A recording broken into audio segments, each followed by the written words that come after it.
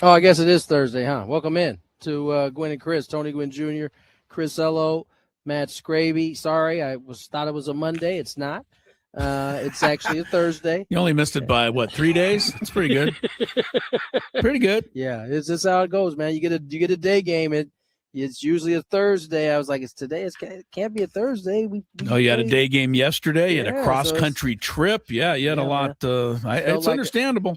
It honestly felt like we were gone for a month. I don't know if it was the cold weather or what, but happy to be back in beautiful San Diego. Padres begin a 4-game set with the Colorado Rockies. Both teams currently sitting at 6-6. Rockies, at least through the first 12 games, much improved, and so we'll get a chance to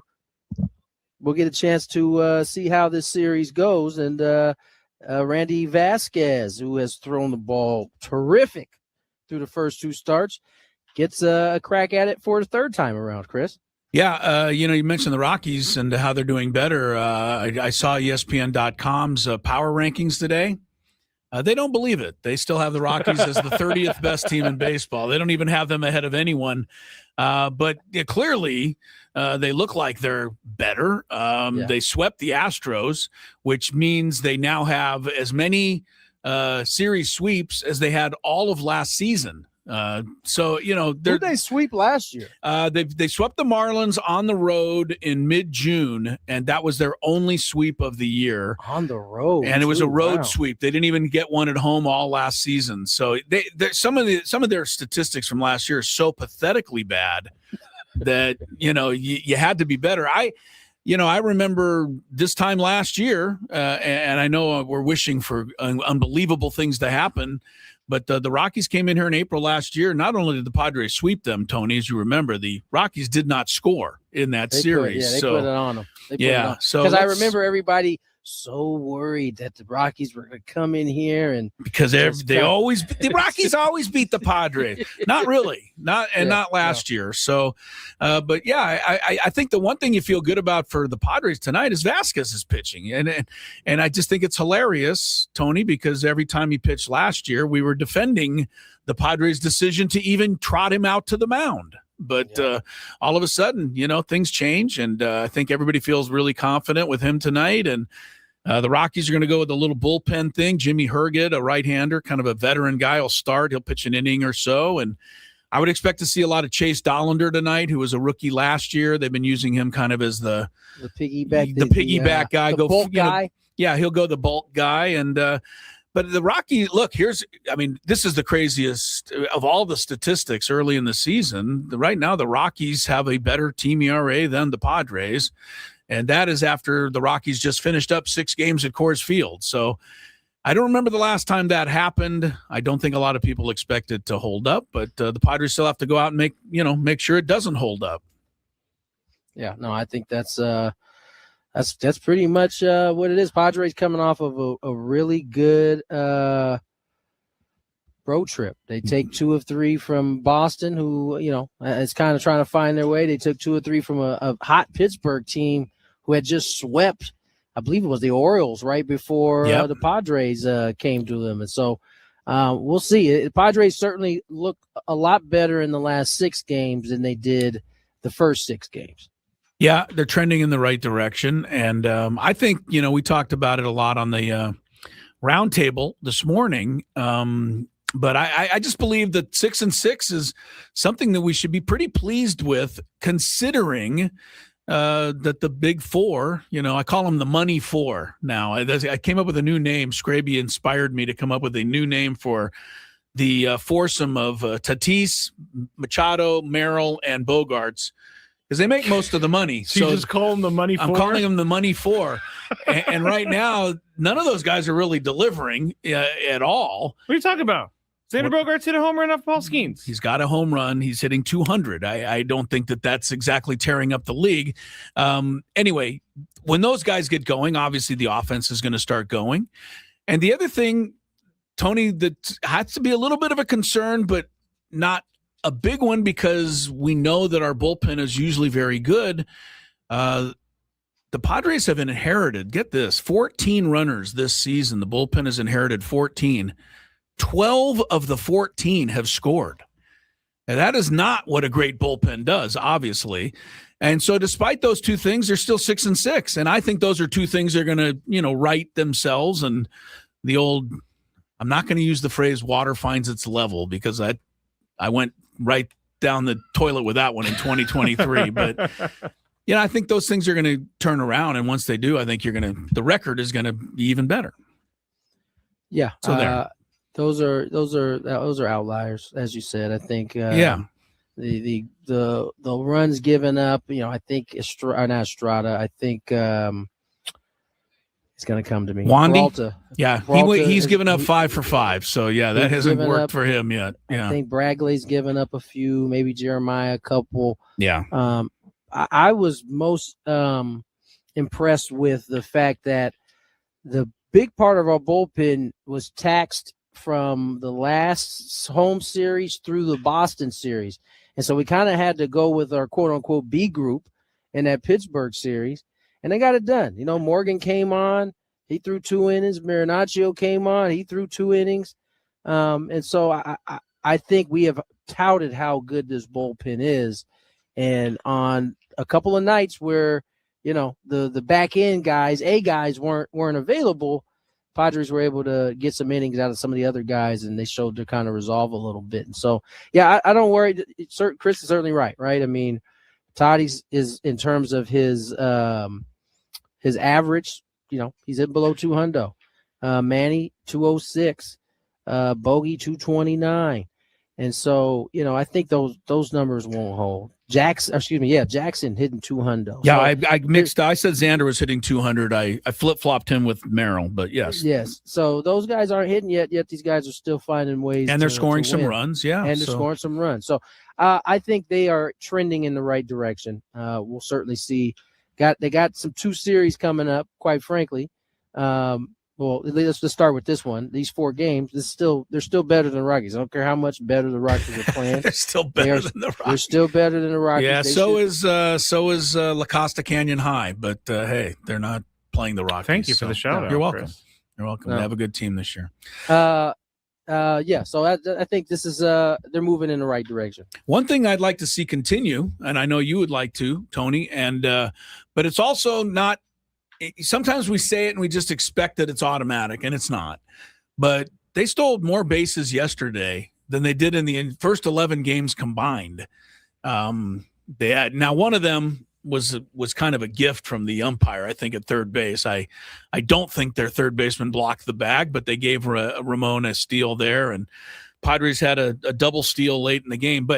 And my point being, I think this team does need to run. It does need to create. It does need to force the issue, at least until guys start, hitting the long ball and slugging a little bit more. And I think the Rockies, I think that's something you have to find out in this series. I go back to last year, and I'm assuming that Hunter Goodman is a lot better than he was this time of last year. But when they ran on him last year, it seemed to me almost every throw ended up in center field. So, I think you got to threaten that a little bit in this series and find out, how much better Hunter Goodman has gotten back behind the play. Let's find out, and let's keep the pressure on. Yeah, I'm going to be honest. I don't know that the Padres have the roster to do that in terms of just going willy-nilly. I don't think they have that. And I think that's why we haven't seen them run that much. There was some opportunity there yesterday. They took advantage. I don't think that's going to be a part of their offense, as they try to kickstart this offense. I just think these guys are very calculated, and I think we've seen in the past them get off to great starts in terms of stolen bases and then just completely fade by the end of the season. And so I think they're picking their spots. I think that's the way it has to be because they don't have a ton of burners. Yes, Toddy can go. I think Jackson wants to run more this year. I know Crone wants to run more this year, but I just think they're ultimately going to pick their spots and take advantage of those opportunities when they come. All right, well, I'm going to just predict and say that tonight is one of those spots. Okay. Until Hunter Goodman shows me differently. That's just, I'm just going back to what I saw last year. So yeah, no doubt. All right, the lineup is out. I think it's kind of interesting, Tony. I'm It sure is. you've seen it. It is or- interesting. Or Seen it about yet. to see it. Would you like I'm me to about read to. it? Tony read it? Tony's going to have to read it later. I'll read it. Just give me a second. I gotta Okay. do a Tony little likes to Face get his ID stuff and organized get over to there. it. Yeah, you know. You get him organized there. He's Get coming off a long road trip. Let me It's get my great. I'm stuff aware. together. All right, It was I'm cold. ready. You ready? Go Yes. ahead. we Who's go. reading it? Tony, I'll read it. All right. All right. Jake moves back to the leadoff spot. He'll be at second base. Fernando Tatis will be in right. He'll bat second. Jackson Merrill, central. Manny Machado at third base. Central. Xander hitting the 5-hole. He'll be at shortstop. Gavin Sheets in left field tonight. Look out, Uh, left field wall. Here comes Gavin. that is crazy. He's I playing like it. it. He's back out there. Nick Castellanos gets the start as the designated hitter. Ty France, there it is. Found that pocket. He'll be at first base. And Aho and Freddie Fermin will bat ninth. That means that Andujar and Laureano are your guys getting the night off tonight. I think one thing to look for real quick, if you're going to the game or you're going to watch the game or you're going to see it, this is right off the bat. You can find out right away. The Padres leadoff hitter in 12 games so far this year has not yet reached base. Maybe tonight's the night. Jake will get that opportunity in the bottom of the first inning.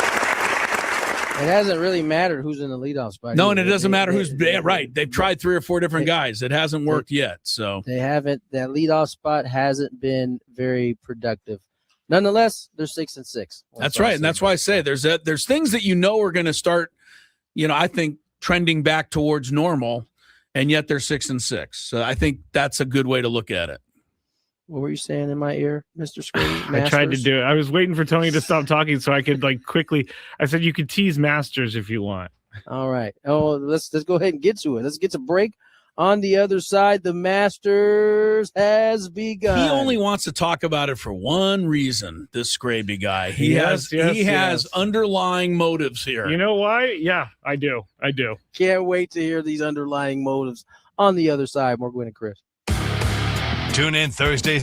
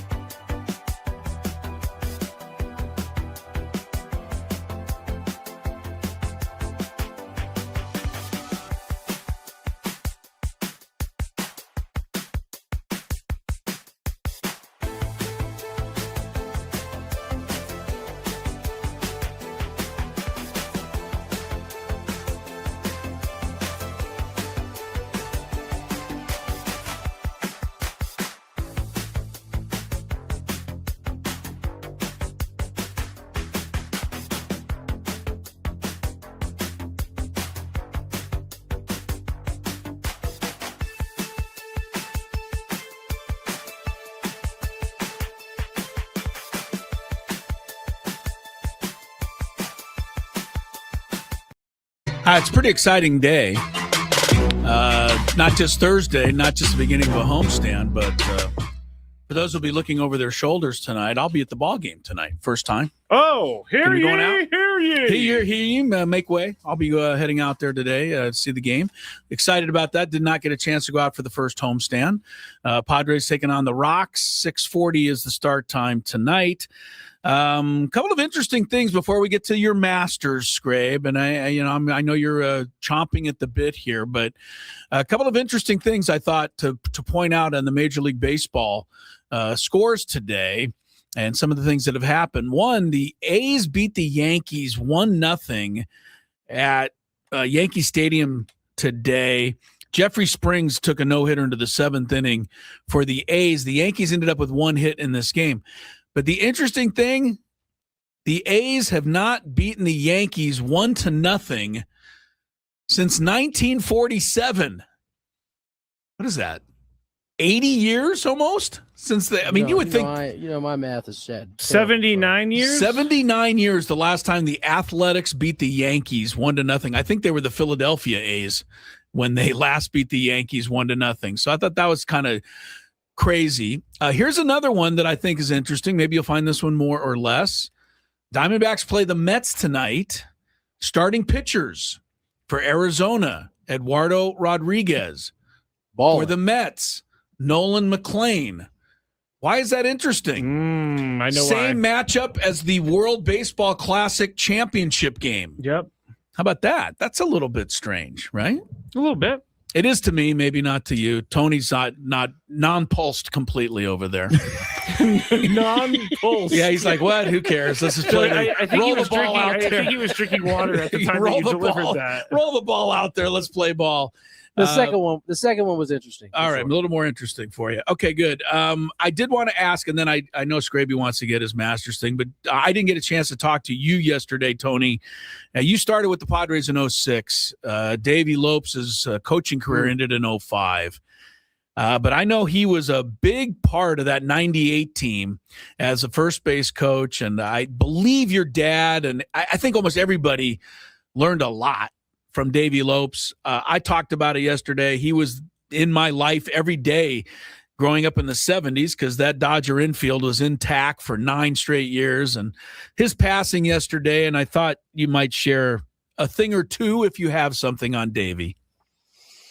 Yeah, I mean, my life has crossed paths with Davey on a number of occasions. You mentioned he was the first base coach here for the Padres during some of that run that the Padres had. Yeah. And he was a terrific first base coach. First base coach for the Phillies, the Dodgers, the Phillies when they went on their World Series run. And I got a chance to learn so much from Davey Lopes. Talk about a no-nonsense coach. And I learned this at the age of 11, 12 when he was first base coach and he was hitting grounders. He hit them to me like I was a big leaguer at the time. You wanted to go out there and take a few. You were getting real grounders. 100%. And I had to learn. And he was on my case about my footwork and things of that nature. And so that was as a kid. And then as a professional, I got a chance to be under his tutelage with the Dodgers when I was there. And okay. I got a up close and personal kind of deal. At that point, I kind of knew what I was doing, and he was just there to kind of make sure I was doing what I was supposed to be doing. But Davey was had a huge impact on my life, on my career, and it was sad, man, to see that news pop up. I saw it pretty early in the day, and I didn't immediately kind of post or respond because I'd only seen it one place, and I wanted to make sure that it was, I wasn't spreading bad news or news that wasn't true. But yeah, man, it was sad to see his passing yesterday. Yeah, I tried to explain as best I could yesterday. As a player, he was, fun to watch, even though you rooted against him because he was with the Dodgers. But I felt he was as knowledgeable when it came to stealing a base and how to do it as doubt. Maybe anybody who's ever come along. I mean, he wasn't Ricky Henderson fast, but he knew the tricks of the trade. He knew the art. Let me tell you, if any team he was on, you didn't have to do anything. You just listen to David. He'd tell you to go, you went. If you didn't go, he was on your head top. Really? Yes, all the time. If he told you to go, it was like a 95% chance you were going to be safe. You just had to go. And it was like a cheat code having him at first base, honestly. Yeah, he'll be missed, passed at the age of 80 yesterday. All right, Scraby, you've waited long enough. The Masters round 1 is almost in the books. And I'm pretty excited. Sam Burns is the leader at the top of the board there, -5. Good for him. Is that what you wanted to tell us? Good player. Is that what you wanted to tell us? No, I would like to tell you that Rory McIlroy, the guy you hate more than life itself, is tied for the lead. He's tied with Sam Burns, yes. And he had a very nice day. I imagine so. I saw That's Bryson DeChambeau triple bogeyed, and I was wondering if it was his 3D printed 5-iron that he's using. I still don't even understand what that is. Do you, Tony, understand what that is? First of all, this is the problem right here. We got 3D clubs being made. What and is then that? Not just being made, then being used in a actual sanctioned big tournament. I don't understand how this club's legal. That's wild to me. But how did something changed with it?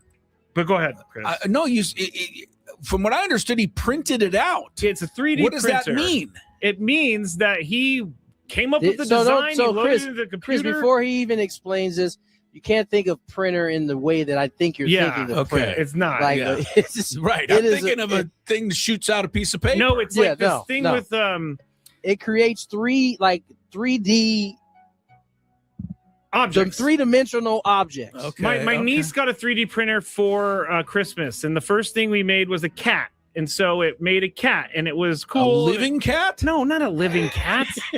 I don't know. Anyway, I don't know what's capable anymore. It's fibers. Okay. All right. Okay. And so he put the plans into the computer. He got the printer to work. He printed out this driver or this 5-iron. I do not know how this is allowed by the PGA Tour, because he could be making this out of anything. It's crazy to me that he's allowed to use this. Well, it didn't. When I read that this morning, I was like, this is why Gary is barking right now, is because these guys are not only using balls that are just super ball. You remember those balls that used to bounce crazy? Yeah. That's what they basically are hitting with, it seems like. And now we got a 3D club out there. Yeah, they're saying no one's saying he was banned from using it. So now he used it. Yeah, it didn't help him. He shot a 76 today, but ever since he made those comments that Augusta National for me is par 67, he has not done well at that golf course. Are you saying that the Masters is giving him some karma back? Yeah, I am. Right. Gene Sarazen getting him. 5 under for Burns, 5 under for your guy McIlroy. Justin Rose is, as he did last year, right? Didn't he have a big run at the Masters last year? Yes, I believe so. Yeah, he's 4 under and still has a few holes to play today, so he's right there. Some good names, but there's always good names at the Masters. Jason Day, Patrick Reed, the Scraby look-alike, both 3 under. I know you do. That's why I say it. Xander Schauffele, our Aztec, is at 2 under in the clubhouse, so a good day for him.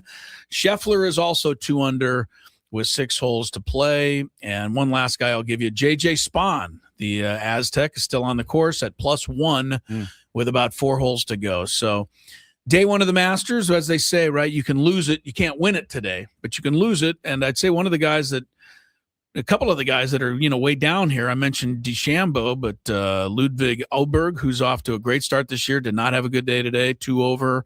Mentioned DeChambeau, some other guys. Victor Hovland's always in the hunt. He was 3 over today. So we'll see where it goes, but they are underway at the how about this one, Scrib? You like this? What? John Rahm +6. Yeah, you don't like that guy.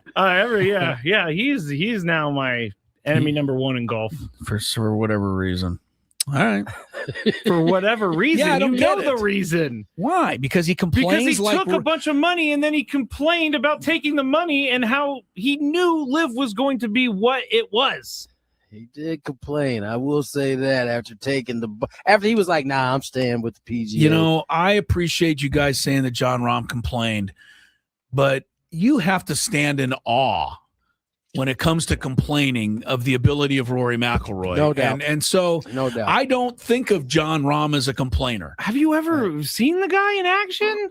think that's fair. Rory McIlroy or Rahm? No, Rahm. Yes, he complains. But He's a psycho on the golf course sometimes. He's screaming at people. You brought up something earlier that we'll get into in the Big Five, but it had to do with we were talking before the show. But you said that the World Cup tickets have gone from an absurd level to an even more absurd level. Yes. Okay. Well, that's the way I look at this. Rahm complains at an absurd level, and then McIlroy takes it to even another further level. I don't even think Rory actually complains that much, and he is a whiner. He's the only one. He's one of the few who didn't take the $600 million to go to live. So I give him that. That's true. He gets a pass on that. He gets a pass for that, but the rest of it, sorry. Sorry, Rory. Sorry. You know what's even tougher is that my wife's very good friend, Becky, and we love these guys. They live in Denver, and they have 2 dogs. Heard this, yeah. Rory and Mackie. Maybe you should. They love Rory. Huh? They love Rory McIlroy more than Scraby does. Maybe you should follow their lead and realize that you should be cheering for the guy. No, these dogs complain constantly. The dogs complain. The dogs are which one, Rory or Mackie? Both of them. Okay, fine. All right, we'll Do you take. guys want to make fun of umpires? I think they're taking a beating enough. I They're- don't they're- know if okay, we well, we don't I- need to anymore. jump on Yeah, that. because I want to ask Tony and you guys and you too, Chris. Unfortunately, I'm just kidding. Do we feel bad for the umpires? Okay, well, I don't think. we can get into that a little bit. We got a lot of kind of a potpourri of stuff to go over, and more stories from the road trip as the Padres get set to take on the Rockies tonight. Gwynn and Chris continues here. Ben and Woods on the Fan. I did. I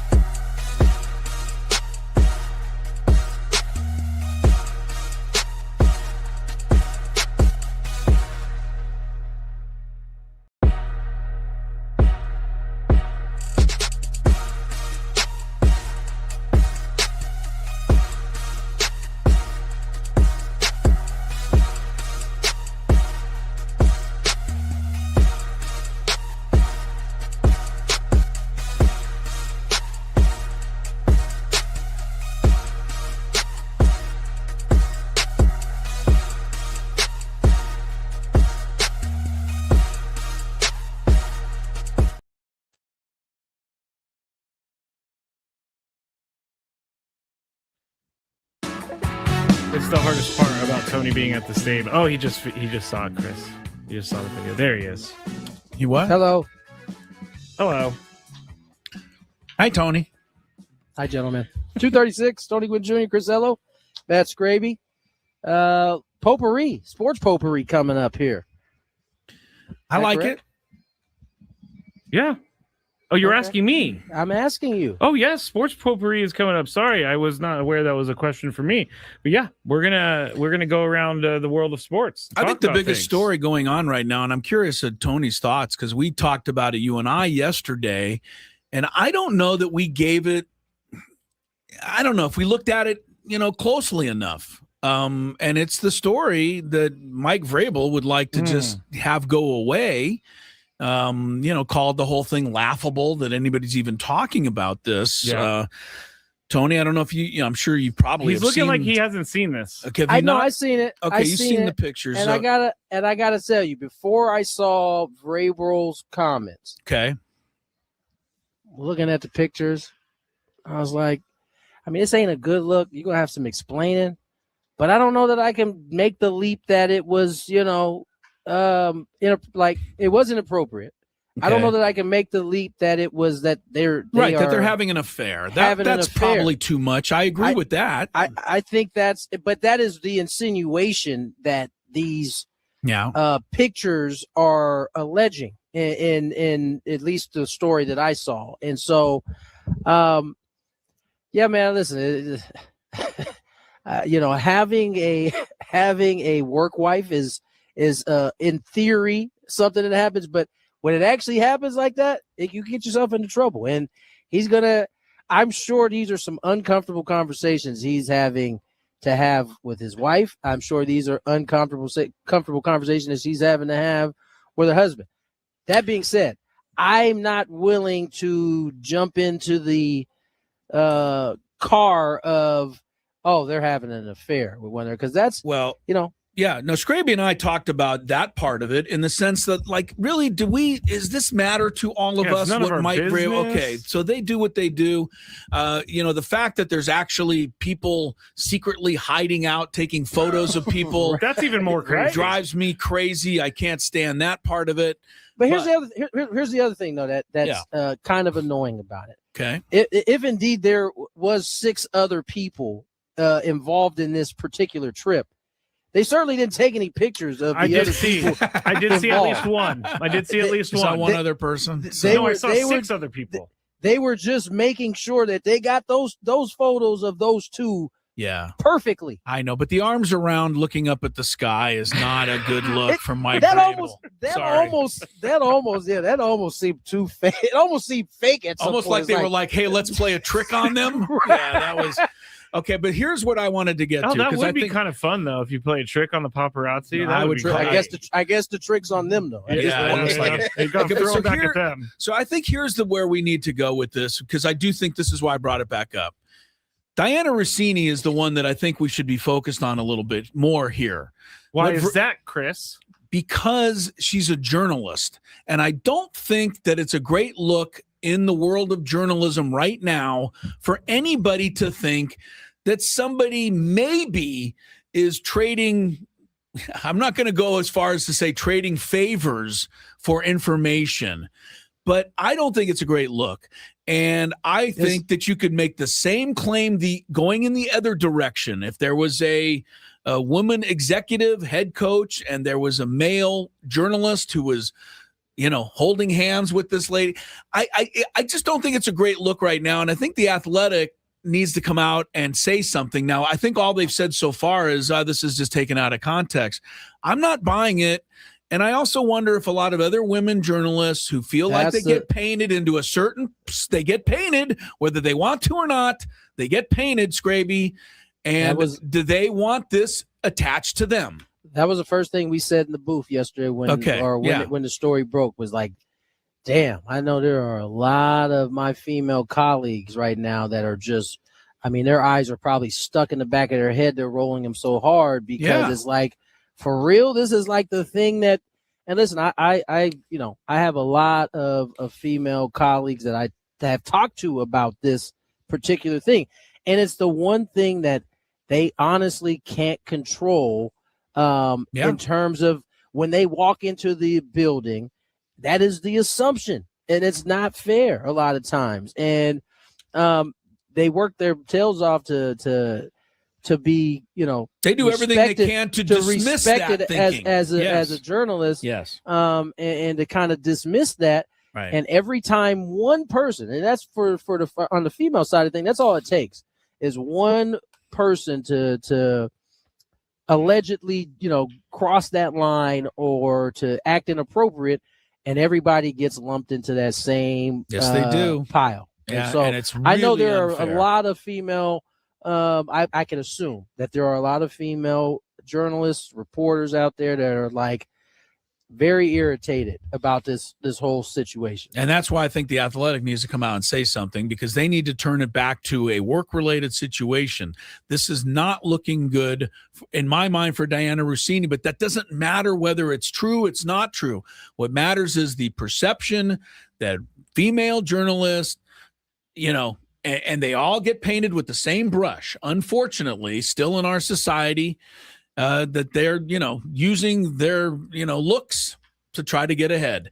And I feel so badly for those that are flat out never even thinking that, because this sheds the light on that situation, unfortunately. I find it very interesting how our society's moral compass shifts so much, because we can stomach some things, we can't stomach other things. 1,000%. The one thing about this that I think is fair criticism is what Chris is talking about, and that's Diana Rossini's job at the Athletic, because I don't you feel cannot like cross those boundaries. I don't feel like that's what none of the stories have been, stories about been them around, cheating. though. Yeah, yes, everybody wants the salacious information, and that is the furthest thing from my mind. What they're doing in their own time, they have to live with themselves and look in the mirror. Right. So, that was the same thing. What was the last big story that was focused on that element, even though there was a much bigger element going on? Gosh, what was that? I don't know. It was a big story, and it was focused mainly on the salacious part of it versus, you know what it was? It was the Tony Clark incident. Oh, Tony Clark yeah. No one was talking about the Fed case that was possibly pending. They were just talking about the salaciousness of him allegedly, what was it? Having an affair with his sister-in-law, or something along those lines. So yes, that's what got the eyeballs on the TMZ channel. And look, I like TMZ 90% of the time. I think a lot of times TMZ, at least they're accurate. I'll give them. They're more accurate than most, and that's why I like them. But they also are looking for ratings, and they want to make sure that people are tuned in, and they think this is what we want. So I'm trying to bring it back to the center here. This is something Diana Rossini, to me, needs to come out and either apologize for how it looked, and also, whether anything happened or not, she needs to apologize for how this looked, and also apologize to her fellow, I believe, women journalists for shedding a light on a subject that they try so hard not to have a light shed on. And I just think that that's something that needs to happen here. I don't know that it will. I don't know anything about Diana Rossini or her, what she's all about. So I 100% agree that she is, this has probably crossed the line in terms of the journalistic point, but I don't know. I can't hold her responsible in terms of owing all of her female colleagues an apology. Okay. I think she's the internet and the world are going to do what it does. I don't know that she's going to have the bandwidth to then apologize to everybody, because she's about to get beat down. That's what it really what it is. Yeah. And this next however many weeks, months that this goes on, she's about to be run through the ringer. And you know what? It's going to be far more than my man Mike Vrabel is going to get run through the ringer. Probably. Last thing on her, if you're the Athletic, bringing it in for a chat, making an example of her, hoping it just goes away. What are those? Those the three options right there? Maybe it's something different than those. I guess it's a different way of saying, do you even consider firing her and saying, I don't want this attached to my publication? I hate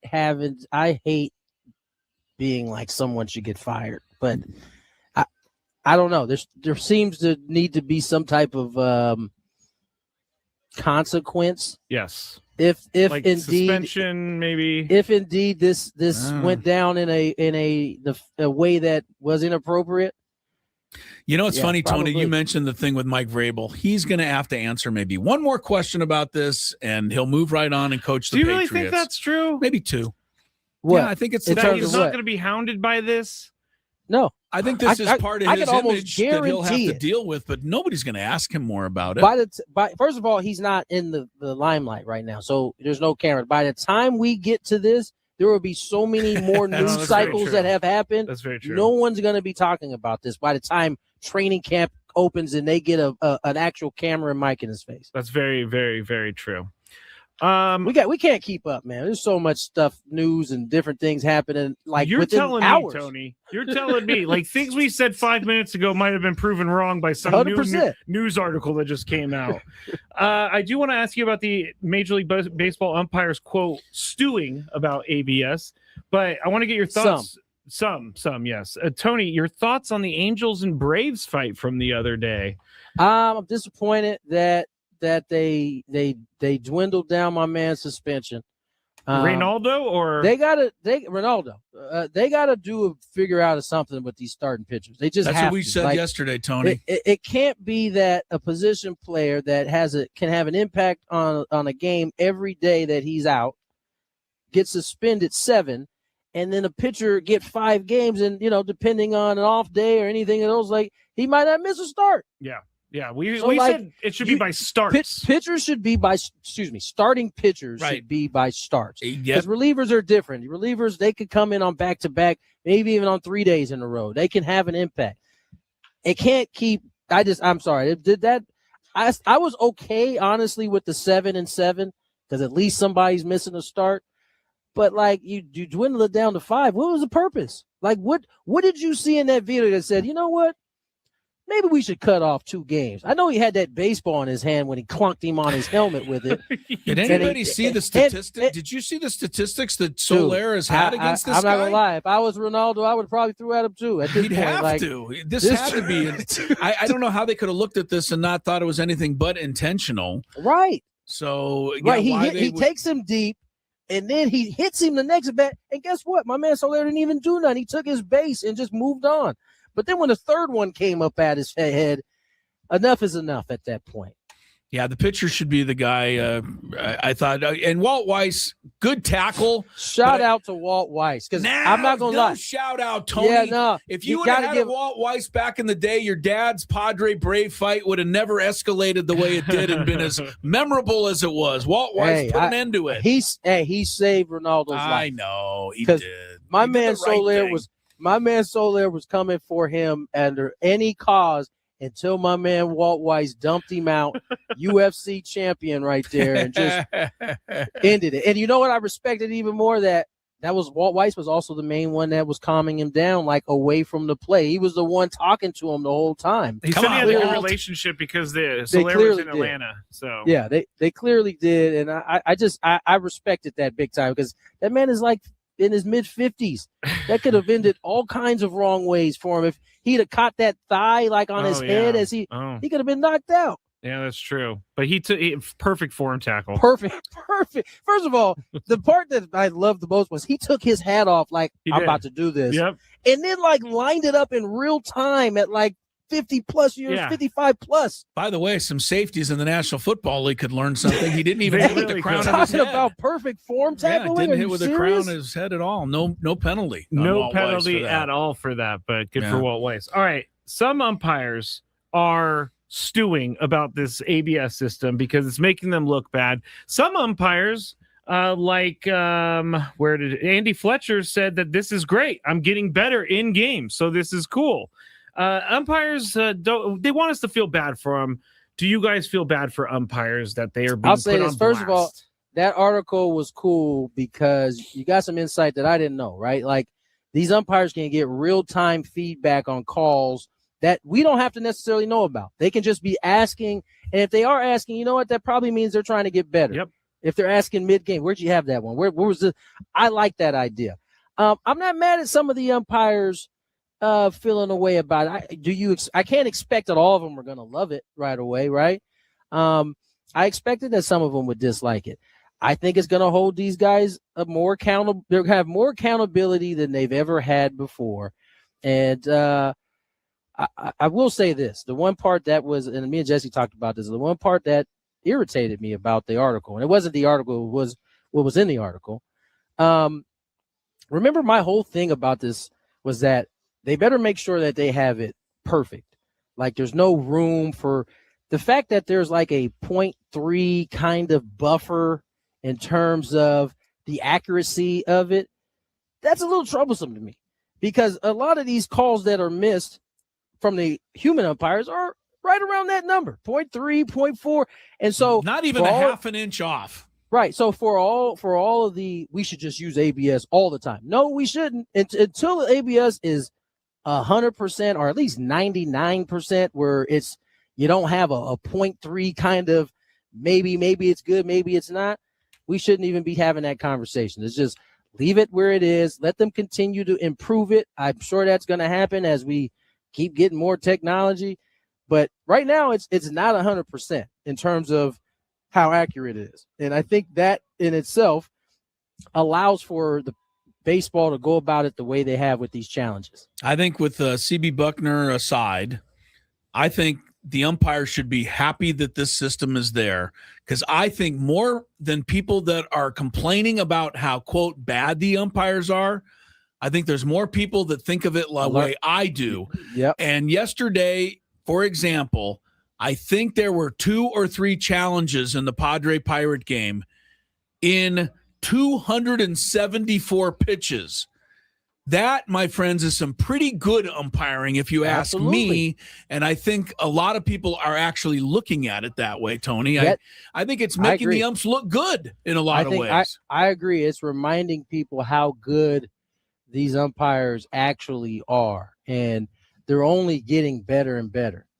If you go to tapthechallenge.com, you can find out everything you need to know about the ABS. The number one umpire who has most calls overturned. Tony, do you have a guess? Wait, he's made the most mistakes? Yes, he's had the most pitches overturned. Not CB? It's not CB. I think it's someone we just had. Hold on. Give me a sec.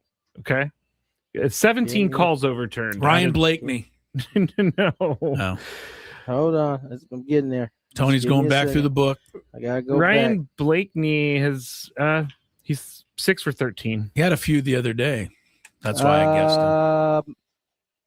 Oh, Backus. Nope. Oh, who is it's Adrian Johnson. He is Tony. Poor Adrian. 24 challenges, 17 overturned. Yeah. Adrian's quite grumpy. So he's but at least with Mike Schulte he was. Okay, let's criticize Adrian as much as we can, but he's worked at least 3 games so far behind the plate, which means he's missing 8 out of 250 pitches. That's not that bad, even when you get down to it. So and see, that's the thing is, and again, these are statistics, and this is a great example of how you can make a statistic look how you want to. Right. It neglects to say how many missed pitches. 24. Yeah, well, he's got the he's worst. got 803 right. No, you're right, but that is, if I'm going to look at this website, I need it to be sorted in who's I'm not going to seeing look at the that most website. pitches. Tapthechallenge.com's got everything. Not going to look at it. I think I have it on Savant too. They do. Not going to look at it, Chris says. No, I respect the umpires and anybody who's in my line of work in terms of officiating. I don't disagree. Let's get to break. 3 o'clock hour on the other side. The first pitch of the year.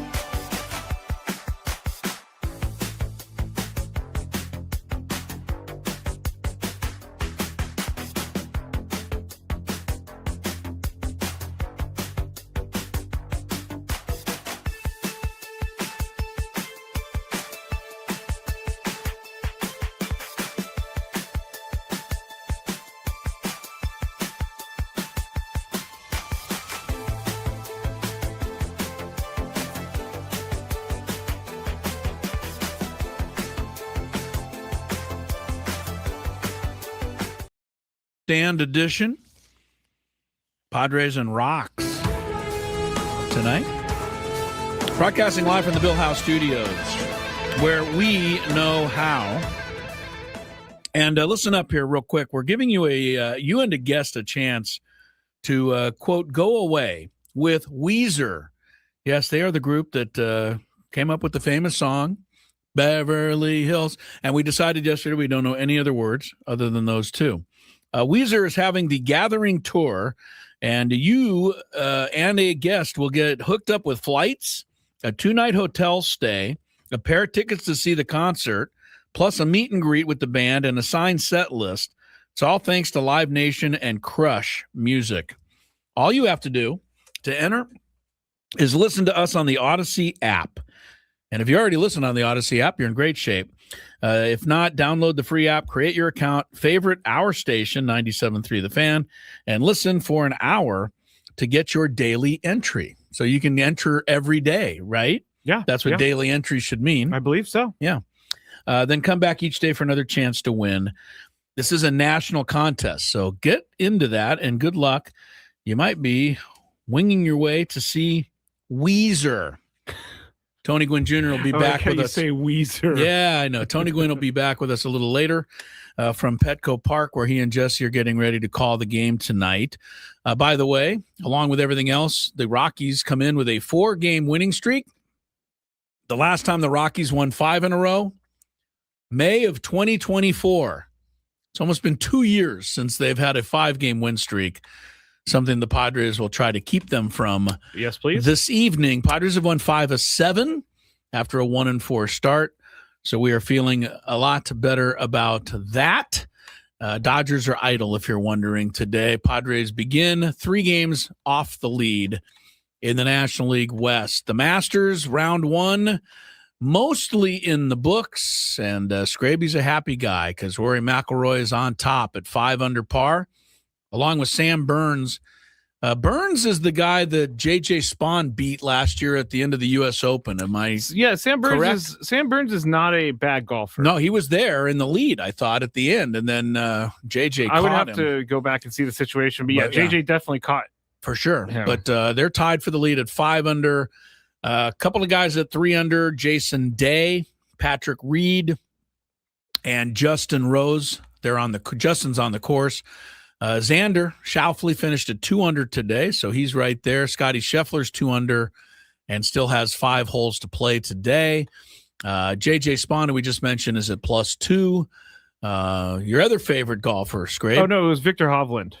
Well, there's 2 guys. No, he beat Hovland in the end, but Sam Burns led the tournament with about 5 holes to play. That's what you said. And yes, and then he collapsed. And I misunderstood you. Yes, he was among those that JJ passed. He led the tournament on hole 11. He was at 7 even. holes to play. Yeah, so he was there. Brooks Koepka's +1 today. John Rahm 6 over. So it's a good day for Scraby because all of his guys he hates did bad, including DeChambeau +4. There's your Masters update. All right, Scraby, let's get to some of the winners and losers in the world of sports. Today's Daily Gambit. Do you like money? I think about money a lot. Do you like money without doing anything? Winning. Do you want to make money while watching sports? I think Washington is immortal luck. Washington! Woohoo! If you answered yes, this is your segment. Just don't blame us when you lose. Nothing is ever your fault. It's your game. Take it. Gwynn and Chris go through the top bets of the day in The Daily Gambit on 97.3 The Fan. Daily Gambit is our daily sports betting segment here on Gwynn and Chris. Please, everybody, gamble responsibly. We did actually make some bets last night, so we will go through them right now. First one, Yankees -1.5 on the run line against the A's. I refuse to not call them the A's. I grew up with the A's. They're always. You won't call them the Athletics? I grew up with the A's. They will always be the A's. Not the Athletics. Not the Athletics. Interesting. Always going to be the A's. Okay. But they were you picked the Athletics to win. I did. I picked the Yankees, and the A's actually won this game 3-2. So And they won win again that. today, 1-0. They So did. the A's have taken 2 in a row from the Bronx Bombers. I mean, who had I think the best record in Major League They Baseball. did. They don't anymore. That now belongs to Dodgers. the Dodgers. Oh. Yeah. Framber Valdez over under 5.5 Ks. We both went over. I was very surprised at this number. He only had 2 strikeouts. Yeah, well, he yesterday. gave up like 6 runs as well. The Twins swept the Tigers, finishing that off today. So right now, there are 2 teams in baseball that are 4-9, and that is the Tigers, who people thought would be great, and the Mariners, who were almost in the World Series last year. Those are the 2 worst teams right now. That is kind of weird. Yeah. Cleveland Cavaliers -3.5 against the Atlanta Hawks. I went Cavs. You went Hawks. The Cavs won 122-116. Hawks tried to get back in there at the end and get the old backdoor cover. They didn't quite work. make it. Yeah. Which team had a bigger win, Detroit or Denver? Was that the bet? Yeah. Who won by more? Okay. Detroit won by 26 points.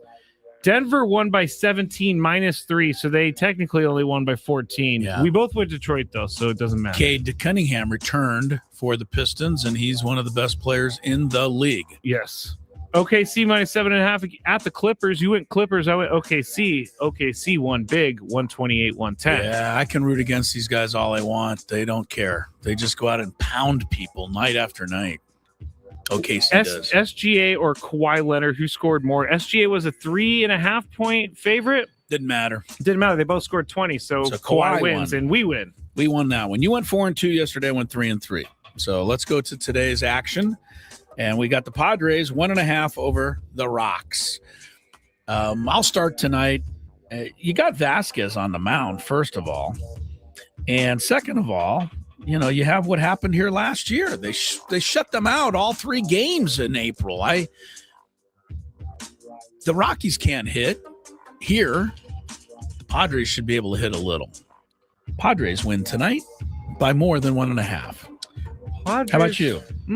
Yeah, I think the Padres win by at least 2. You're not going. No. You're not riding the Rocks, huh? No, I can't. Drew Goodman could be listening right now. He'll be He disappointed is in probably both of us. disappointed. Yeah.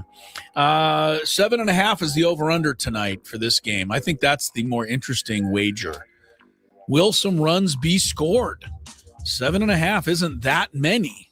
Are you willing to bet over, Scrape? No. You're not. You're going under. I mean, the Padres offense has scored some runs, but they also haven't. They need errors, it seems like, to score a lot of runs, the Padres. You know, I looked this up because that's what I do in my spare time. The Padres have scored 46 runs this year. 9 have been unearned. It's almost 1/5 of their total that you and I like to call gift runs from the other teams. Runs. I'm going to say under as well. It's just April, and people don't score at Petco. All right, we got the matchup in New York tonight between the 2 World Baseball Classic final pitchers.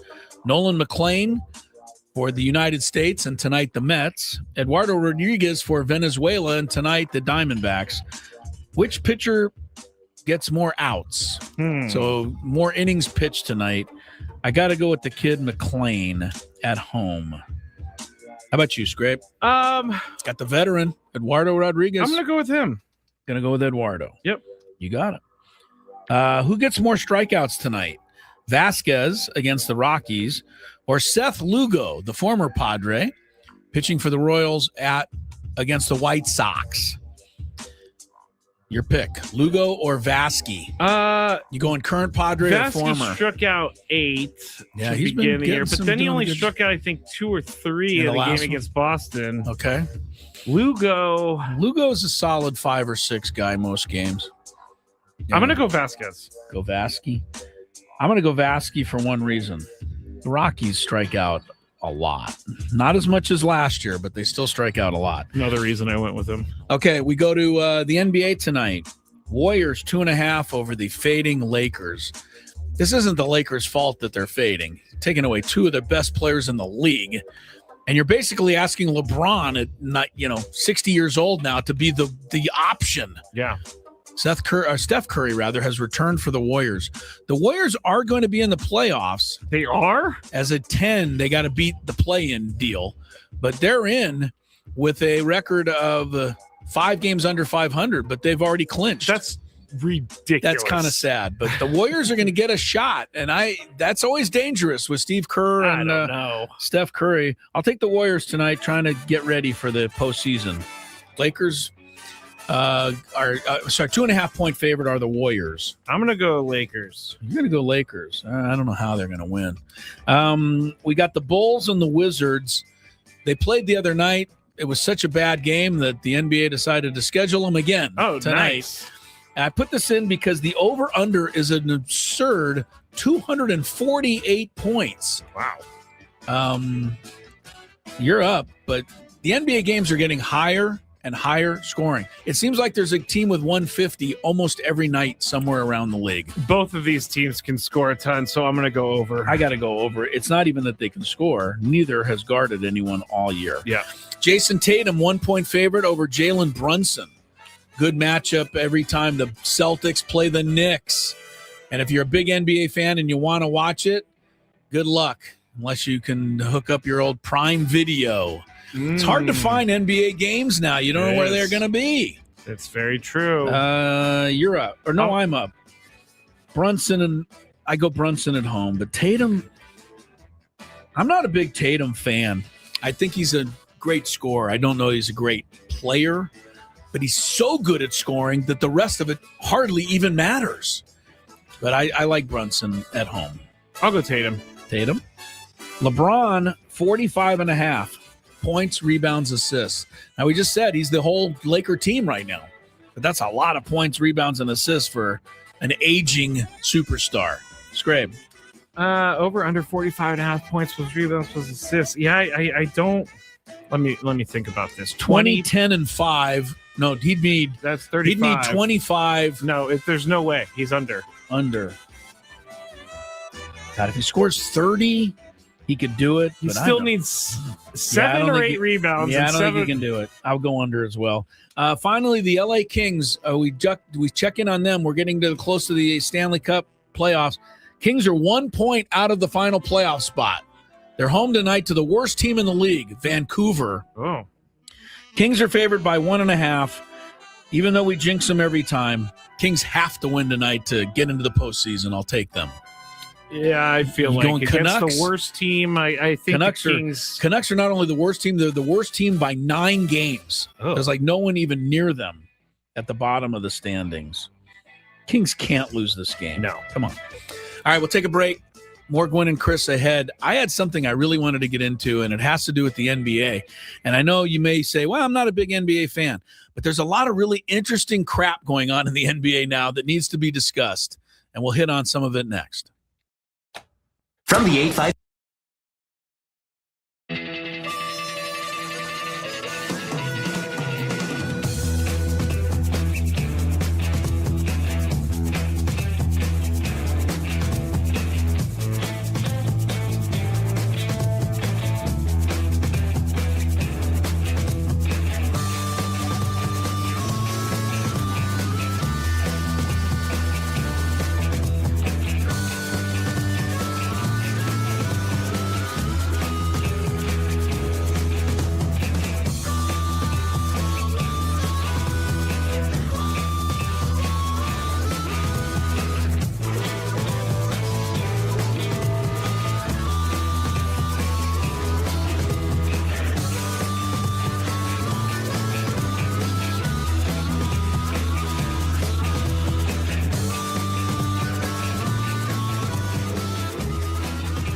Chris, hello. Yeah, we're here in Cooperstown for 97.3 The Fan. So excited, the induction weekend for the great Trevor Hoffman. What a class he's going in with, too. Let's take a look. Of course, Alan Trammell from Kearney High School in San Diego. And then, of course, the Detroit Tigers' great shortstop, Jack Morris, in a Tiger uniform there, but I always remember him pitching that 1-0 shutout in Game 7 of the 1991 World Series for the Minnesota Twins. Maybe the greatest postseason pitching performance of all time. Chipper Jones, Padre fans remember him. Every fan of a National League team remembers him because he would come in and do damage to that team. Only the second #1 overall pick in the Major League Draft, Chipper Jones, to be inducted into the Hall of Fame. The other is Ken Griffey Jr. Vladimir Guerrero never met a pitch he couldn't swing at, and powerhouse hitter for the Expos, and then, of course, the Angels at the end of his career. Jim Thome, over 600 home runs, mostly with the Cleveland Indians. And then, the guy down here on the end who used to get all these guys out all the time, Trevor Hoffman, the greatest Padre reliever of them all.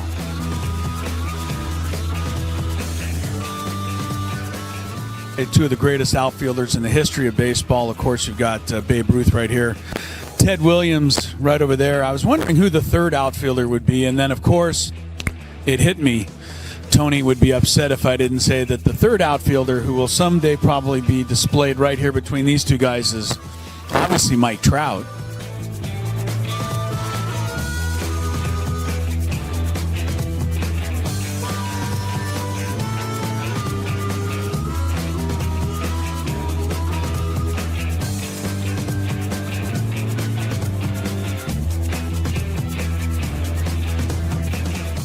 And this is the San Diego Padres locker room here in Cooperstown. Obviously, a couple of jerseys there and hats, gloves, all-star stuff. I think the most interesting thing in this entire display, though, especially this weekend, is a picture in the top corner of Angus Young. He's the guitarist for AC/DC, wearing a Trevor Hoffman uniform, obviously playing Hell's Bells. I know that Trevor went to many AC/DC concerts and was honored by sitting in the front row to watch AC/DC play Hell's Bells in his honor. But there's a picture of Angus Young playing Hell's Bells for Trevor Hoffman, wearing the 51 jersey right there.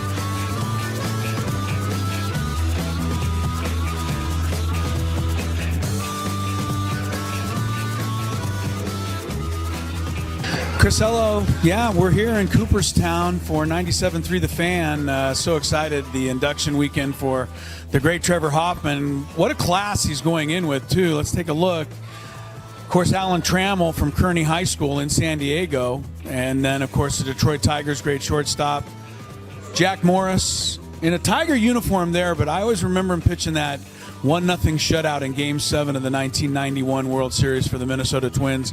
Maybe the greatest postseason pitching performance of all time. Chipper Jones, Padre fans remember him. Every fan of a National League team remembers him because he would come in and do damage to that team.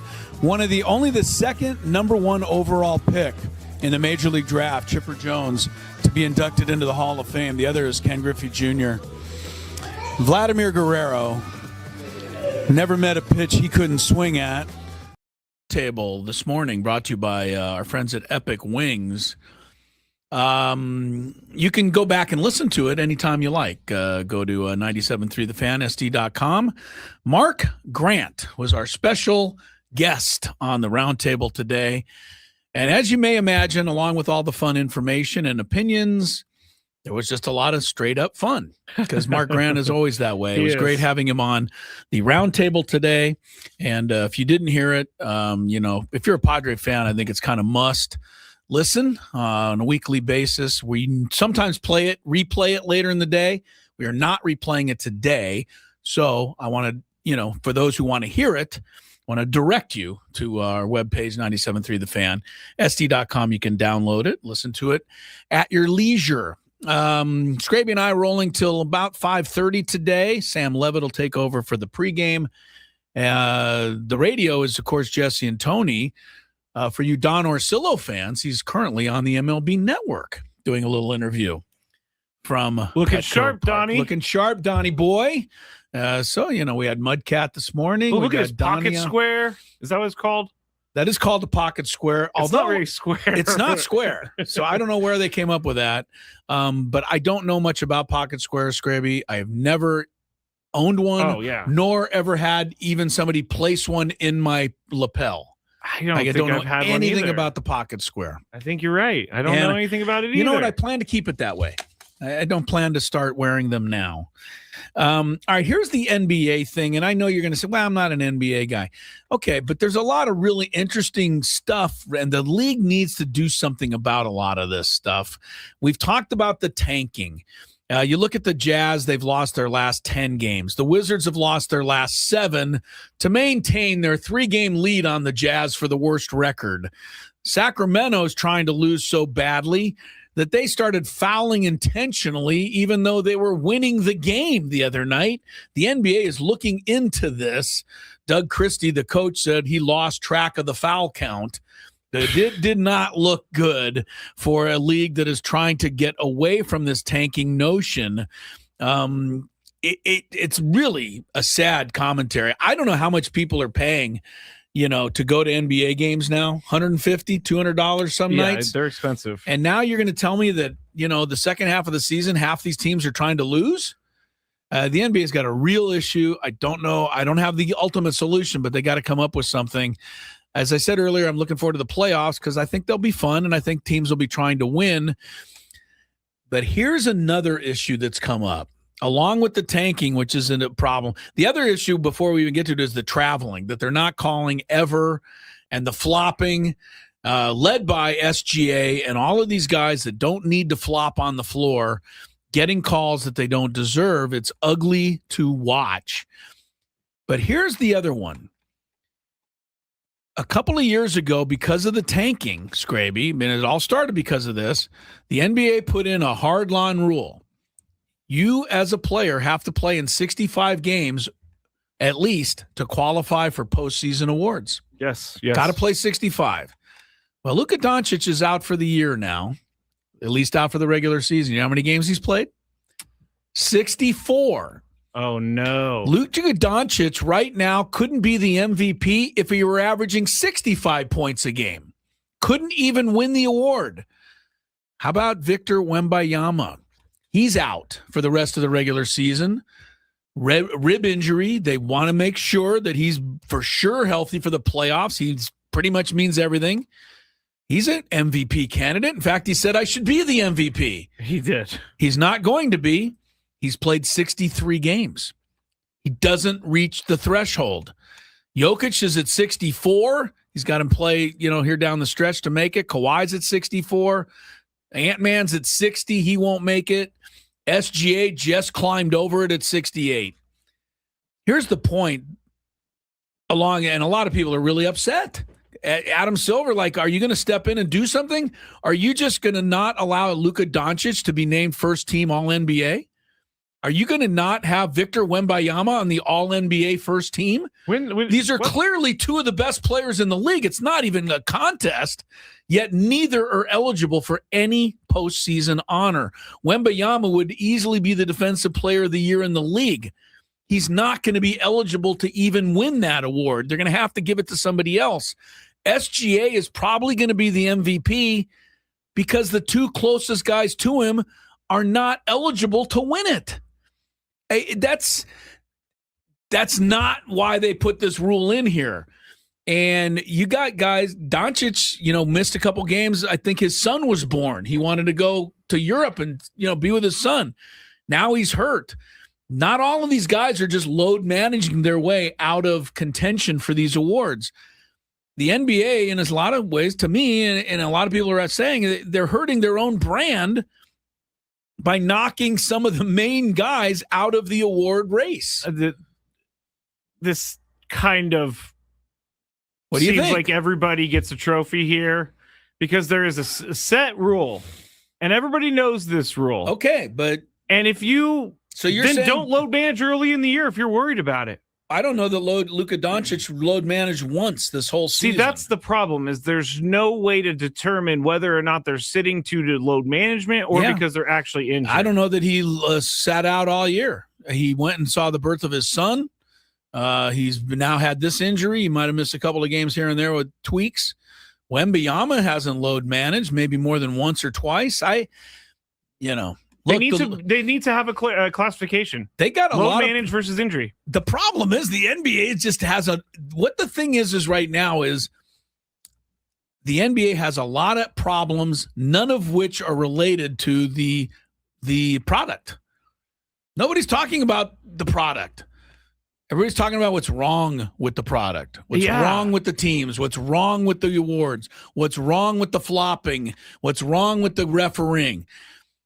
And, Adam Silver is widely recognized by most as the best commissioner going. I think he's starting to lose his touch. He's losing that touch for sure, Scraby. He's sitting by while all this stuff is happening to his league, and the image of his league is taking a beating right now. And all he cares about is expansion teams and NBA Europe. Expansion teams and putting games on Prime Video and Peacock and places that nobody can find them, and no one's going to work hard enough to find. This is not a secret, but the way that the NBA has gone has completely driven me away from the game. I know. You're not alone. I used to pay attention. I used to play fantasy basketball. I used to know a lot about the NBA. I don't have a lot of interest in the regular season. Like I said, when the playoffs start, I will like it because I know the guys will be playing to win, and I feel like you're going to get that competition that I'll enjoy watching.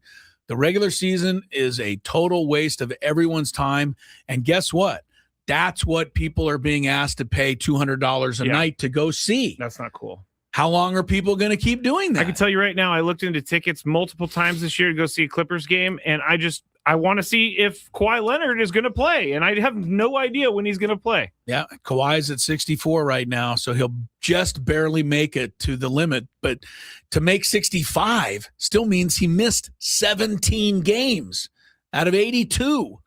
It's almost 1 in every 4 games. That is a lot. There's something wrong with this league, and it's they better deal with some of that stuff. All right, we'll take a break. When we come back, let's get into a league that's flourishing around here, the MLS, our San Diego FC. Coming off a really bad game last week, by the way. In fact, they've had a few clunkers here. Yep. We'll talk our regular MLS weekly report with Kevin Egan. Yes, you just told me and I forgot, so I had to go to you. But Kevin's coming up. You soccer fans, don't go far. Ben and Woods on the Fan. Coming up.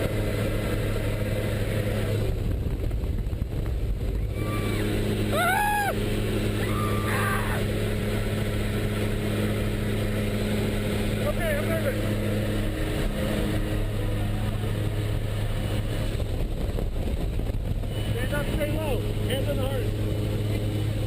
Stay low.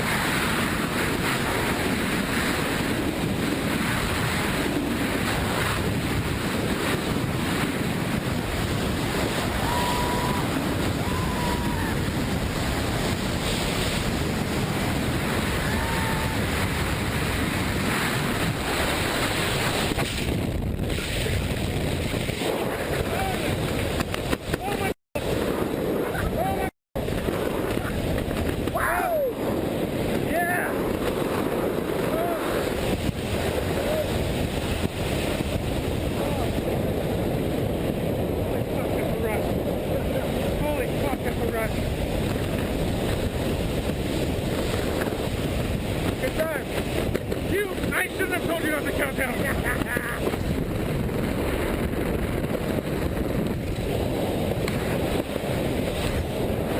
That was pretty fucking awesome. Okay, take goggles down to your neck. Crash landing, huh? What? We're gonna crash land. More or less. We're gonna hit the ground. Keep my knee. Don't worry about it. Pick up. Punch up. Right on all the way down. Right that brake. All the way. Here we go. Up there.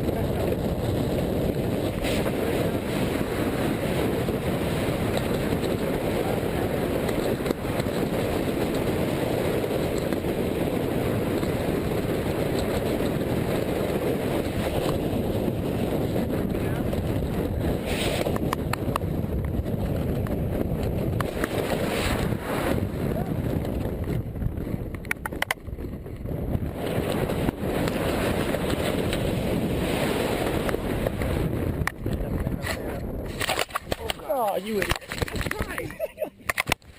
Typical tandem student right there. I tried.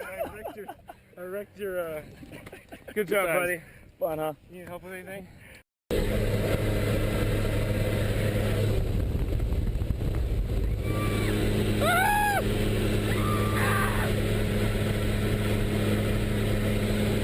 Okay, I'm nervous.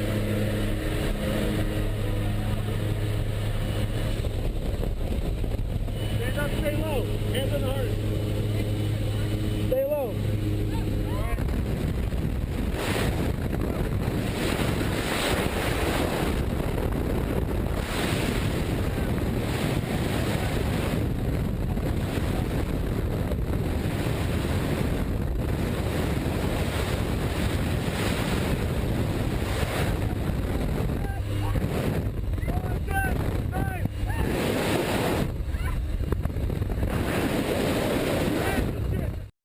Here in a little while, we'll get him going for a Big Five.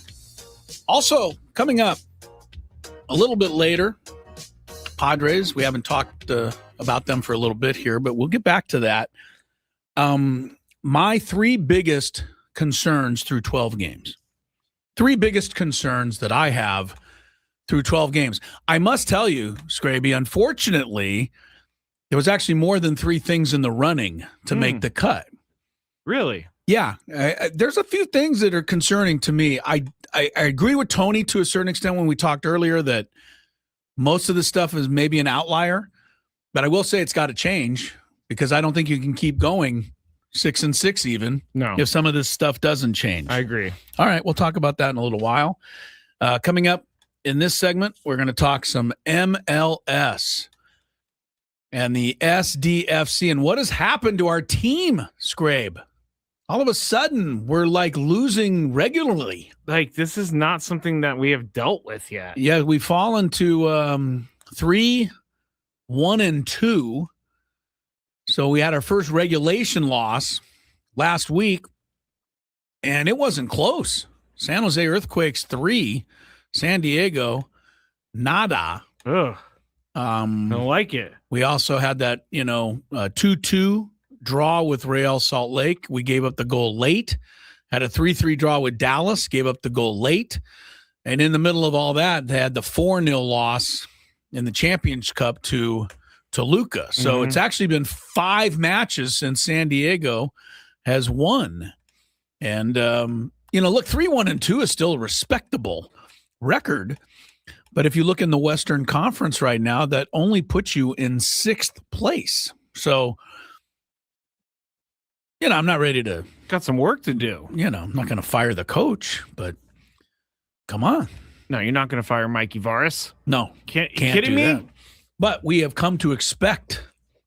See, we're going to sound arrogant here. We've come to expect better from these lads. This is the victim of being good at something. Yeah. And it's. Yeah, when right. you start your team's existence with a great season, it's always going to be expected. Well, they've also only lost 1 game.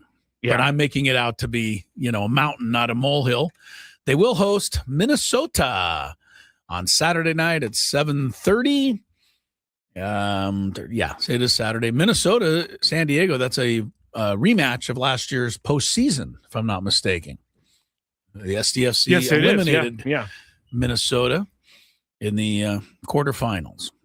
All right, so we're going to talk MLS here. Also, I got to wait a couple minutes before I call him. The World Cup is also getting really close to being here. I Googled it. Starts June 11th, apparently. It goes for over a month, June 11th to July 19th. So we will be soccer crazy. There are 11 cities hosting. And if you're wondering, why isn't San Diego hosting? They're going to put a bunch of Olympic matches here in a couple of years, and we're kind of the soccer hotbed here lately. Well, here's why we're not hosting. Because Miami is, and they hold 67,000. And Boston holds 65. And Seattle holds 69. And Santa Clara, your old stomping grounds, holds 70. Philadelphia, 69. KC, 76,000. Atlanta, 71. Houston, 72. In Dallas, they'll squeeze in 92,000. Did you know that Jerry's World holds that many people? Oh, yeah. I didn't know that. Yeah, I had a friend that went there and said that when they were there for something, it was over 100,000 people. Man, SoFi 70, and finally MetLife 82. As much as I think Snapdragon is a cute little place, we are dwarfed when it comes to wanting to host stuff like this. We don't even have a chance. Hey, the Olympics are going to be. I said the Olympics are coming here, but the World Cup wants nothing to do with us because we don't have a big enough place to play. I think otherwise we would certainly be one of the World Cup sites. Our guy's on. Kevin Egan. Yeah, Kevin Egan. How are you, sir? Welcome to Gwynn and Chris and our soccer hotbed here in San Diego. Good to have you, sir. Sorry. I hit the wrong button. Kevin, are you there? Sorry, Kevin. That was indeed. That was operator error. Not your fault. Not your fault. We're really good, Kevin. We're really good. And we're trying not to go, overboard here. SDFC has gone 5 matches without a win. Included was that Champions Cup loss to Toluca. So, had a couple of ties, games that they let get away late. And then really crumbled on them last weekend, 3-0 to San Jose. Now, I will remind our fans, because we talked about it, San Jose, I believe, has had a clean sheet now in 5 out of 6 matches. So they're doing some things right up there. But is there anything wrong with SDFC? Or, should we just understand that this is part of the run of a season? Yeah, I think it's just understanding and the nuance involved in all of this. First of all, when you go back to last week's game, losing Manu Dua at the stage that you guys did, he's an enormous blow. I mean, there's an argument to say after Anders Dreyer he's San Diego's best player. First off in that conversation as well. And like guys have stepped up this year. They've been phenomenal. Farine Gold's been brilliant. But Manu Dua, everything he does, putting out fires at the back, his ball playing ability, his vision, he's a top prospect in the league. He really is that good. And I think losing him so early, and he they lost him in Champions League as well, and CONCACAF Champions Cup. So keeping guys on the field, especially when you're exhausted, especially when you've got international travel, is absolutely crucial. So in this tough stretch of games, you can't have guys like Luca Bombino covering 10 plus miles in a game. It's going to catch up on you eventually, even if you are a young side. Understood. Kevin Egan is with us talking some MLS. He is one of the studio hosts for Apple TV and the coverage of the MLS. As far as the rest of the conference, I mean, is San Jose for real here with 5 out of 6 clean sheets? Vancouver, we know they're there again. LAFC is looking really dangerous. I think only has one draw. Because even with one loss, SDFC has slipped to 6th place on the table, and that's a little lower than we're used to here. Yeah, your first question, is San Jose for real? My colleagues are saying yes, they are. I just can't buy. I can't buy that stuff. Okay. And I think it's because it seems very unrealistic. But San Diego were also unrealistic last year in everything you guys did, and you guys are very much for real. So it's one of those ones where I'm reluctant to buy the stock. Yes, I probably should, given everything Bruce Arena has proved throughout his career. In saying that, it's a squad built of super draft picks, of homegrown talent, and of MLS trades, largely of guys that other clubs didn't exactly want, which is wild to think that Bruce Arena has gotten this tune out of this group. So San Jose have impressed massively, especially when you lose Joseph Martinez, Chicho Arango, and Christian Espinoza in one off season. Elsewhere, LAFC are very much for real. LAFC, I think, alongside San Diego and Vancouver, are still the best 3 teams in the league, and I would put LAFC and Vancouver above San Diego at this point, given what we've seen this season. LAFC just look a better team, in my opinion, under Marc Dos Santos, which seems wild given that Son hasn't scored an MLS goal yet. But I think if they're this good, this early, without Son scoring, imagine what they're going to be like when he fully clicks with a little bit of rest after Champions Cup. So the West is much better than the East this year, and that's a challenge for San Diego.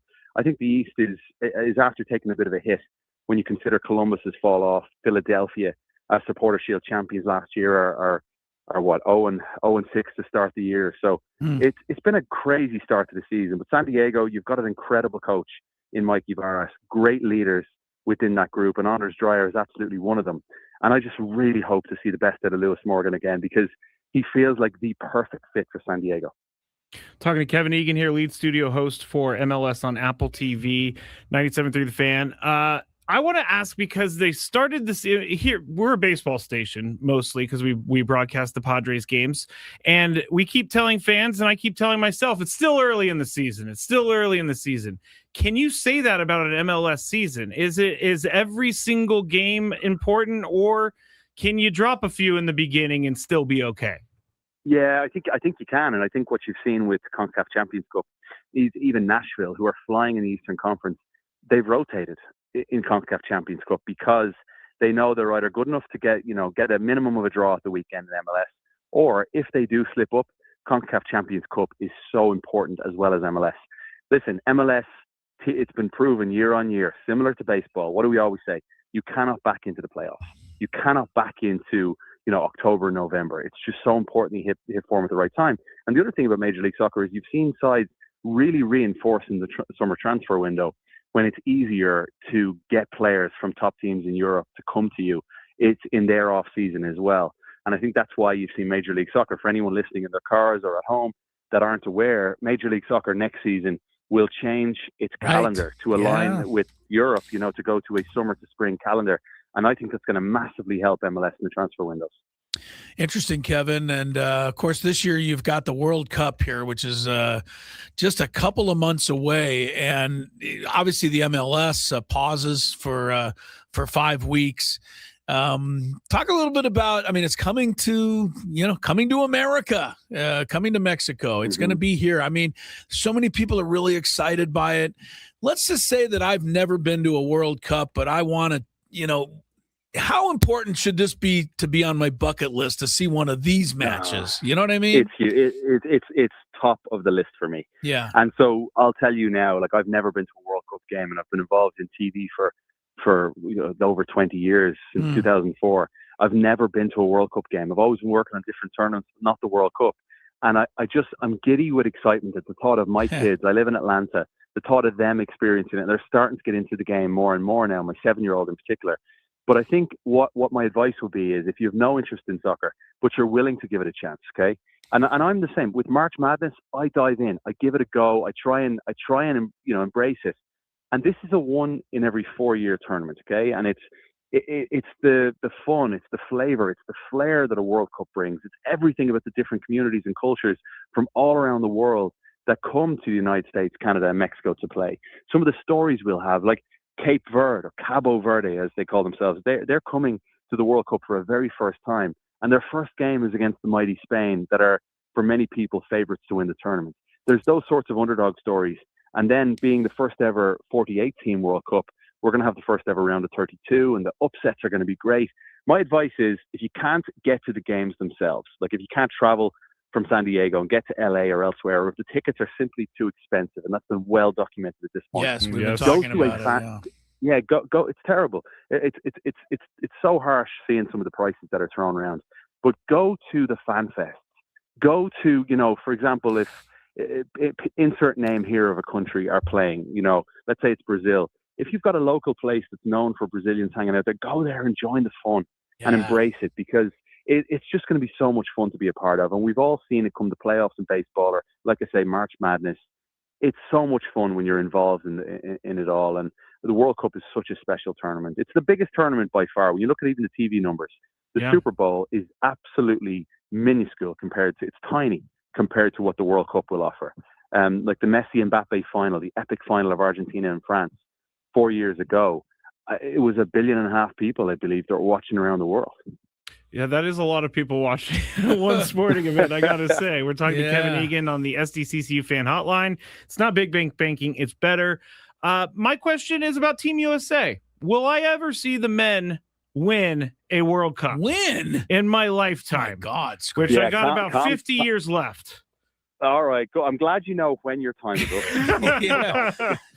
Keep coming up with ideas like that. You're not going to make it 50. I'm delighted. Yeah, exactly. I'm delighted you've 50 years. I think in 50 years, I'm going to say yes. Okay. For 2026, absolutely not. I want to think that this team can win a group or win the group. And it's crazy to me. It's absolutely crazy. I'm from Dublin, Ireland, but my mother's from Chicago. I'm a U.S. citizen since birth, and I love the team. I love the country, and it's wild to me following the U.S. the World Cups that we've only ever won one single World Cup knockout game. No. How is that possible at this point?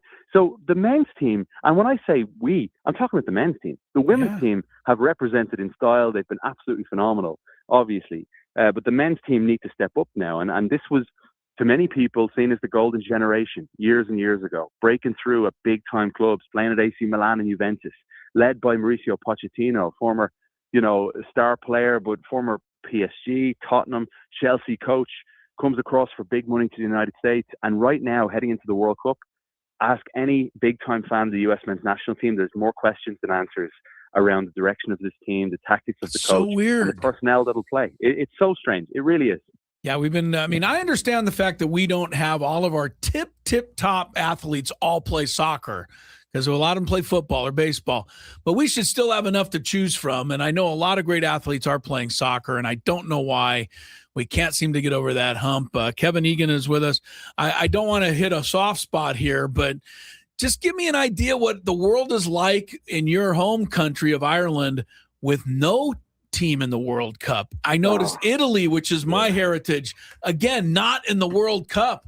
How do these countries survive, and how do the people who are attached to soccer survive what's got to be incredible disappointment and criticism, I would think, there? Well, let me tell you, I was back in Ireland last week for 3 days because the optimist in me, the glass half full kind of guy, booked a trip thinking that I'd be there with my mother and my father watching a playoff final against Anders Dreyer in Denmark. And sure enough, the Czechs beat us, and then the Czechs didn't even make it. Yeah. they somehow beat Ireland, even though Ireland I thought were the better team. But they somehow then went to beat Denmark, even though I felt Denmark were the better team. So the Czechs are in, and it's heartbreak, quite honestly, because for Italians, they're just royally pissed off right now, because they to miss 3 straight World Cups for them is just, it feels nearly sacrilegious, you know? Whereas for Ireland, we haven't made it since 2002, but this was the first team since then that made us believe. The first team that we really felt were greater than the sum of their parts, you know, in a striker in Troy Parrott that was scoring goals, and Irish fans believed.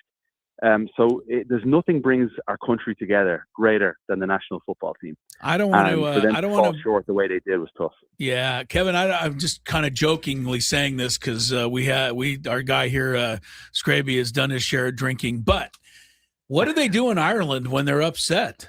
Because they drink anyway, don't they? What's left to do? That is a stereotype. Is that a stereotype? My brother-in-law is Irish, and he would be very angry at you for saying that. I'm sure he would be, but I'm just saying, This is it. I'm glad we're having this conversation, lads.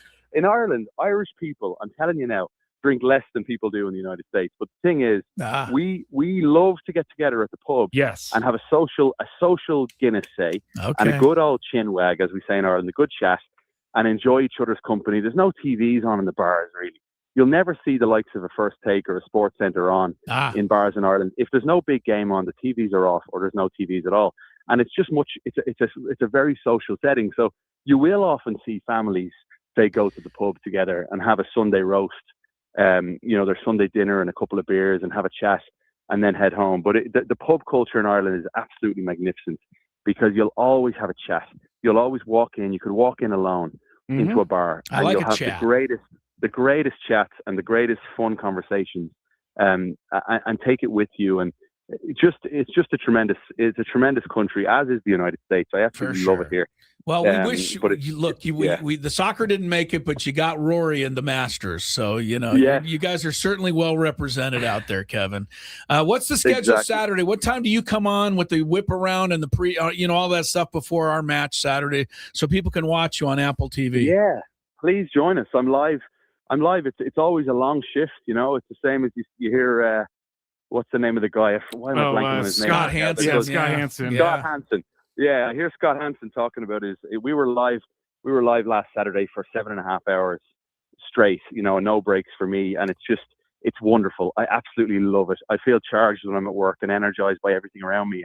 And we're live at 6:30 Eastern, so 3:30 Pacific on Saturday. And we'll go live into the early hours of the morning. So we've got Countdown, followed by MLS 360. And last week we had wrap up because there were no games on Easter Sunday, but we will have wrap up on Sunday this week. So join us for Countdown, and then MLS 360 is our whip around show. I know our soccer fans will be there. Football fans will be there. Hey, Kevin, enjoyed that conversation a ton. I hope we get a chance to talk to you again. It was a good chin wag. Was a chin wag? There you go. Oh, brother. Chin wag means chat, right? Yeah, a good chinwag means a good chat. Okay, exactly. There you good go. Conversation, yeah. That's great. And we had a great old chinwag here today. Thanks so much for having me, guys. Appreciate you, Kevin Egan there from Apple TV and the MLS coverage. Again, like once a week, it's the gift that gives. I love that interview with our soccer people every week. I will tell you right now, if he was in the studio, he may have fought you over that stereotype. He knows darn well that that's the stereotype of Irish but they people. Don't like it. I didn't say they did, but that's not my fault that that's the stereotype. And I also... You're right about that. I eased into the question. I didn't hit him over the head. I'm not saying he was offended, but my brother-in-law would maybe be offended. Sorry, but when I think of Irish people, I think of the pub and throwing back a few. Hey, I went to the pub, and when he says families go and have fun, families go and have fun. All right, good deal. Chris McElroy is from Ireland, though. Northern Ireland. Oh, Northern. Oh, Chris the fans next. Okay. From the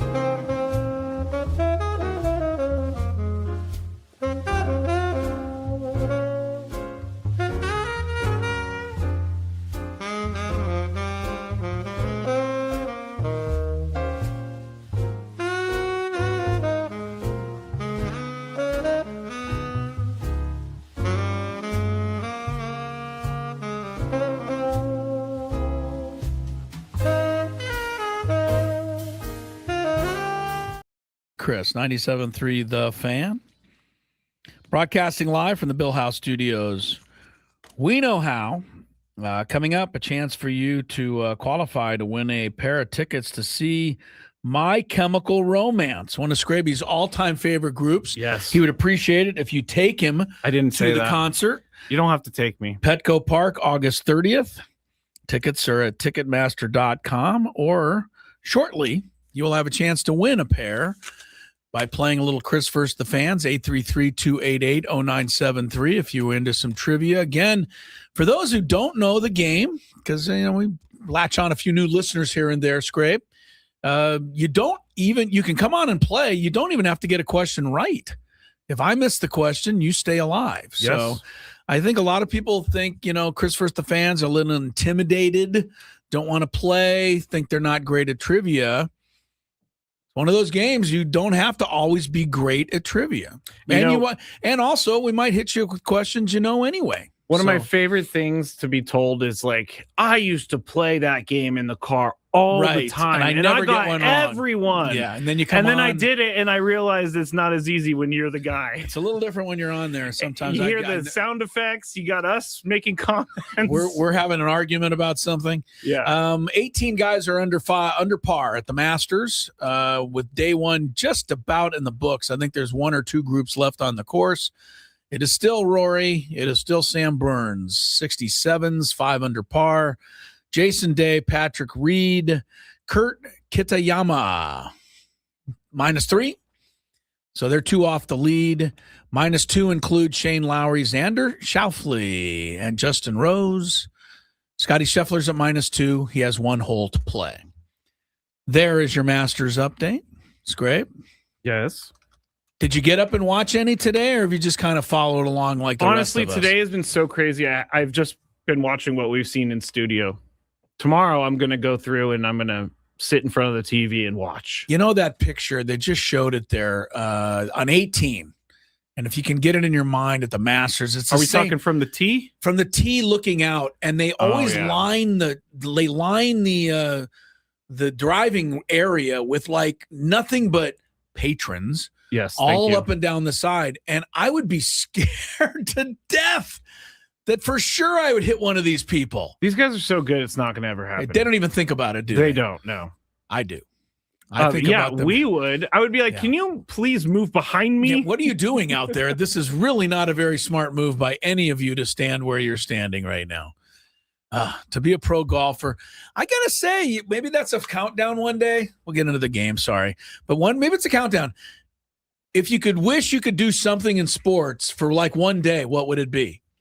I think being a PGA level golfer for a day would be high on a lot of people's list. It would be right. Either that, or I would love to do like IndyCar driving or something. You would like that, okay? Yeah. But I think so many of us golf, recreationally, that for one day to be good enough to play like they do, that would be quite a rush. That would be a rush. Say.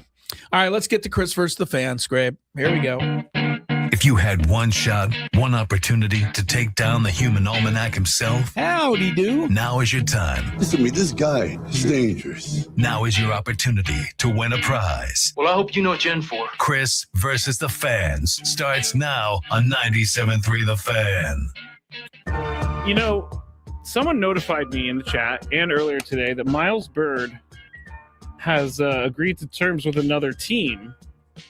And I know the team is Providence. Oh, really? I did not. But I'm not seeing like official news, but everybody's talking about Everyone's talking about that Miles Bird is going to Rhode Island to Providence continue his career. Huh. For a lot of money, apparently. Well, I'm sure he's going to get a lot of money. And, what's the difference between Providence and San Diego State? Providence is in the Big East. So that's a little bit bigger level than it is here on Yahoo Sports. Here it is on On3. Confirmation. San Diego State transfer Miles Bird, Providence Friars. Miles Bird posted it on X today, making it official. Don't know. They're not like listing the contract. No, I don't see anything like that. But you would have to think they threw some money at him. Providence plays in the same league as UConn. Big East is given a little more a level higher, as if it were, than the Pac-12 will be. Yes. What was Providence? They haven't been good for a while. So going to a conference where you're just going to get crushed is nothing except for make money, I guess.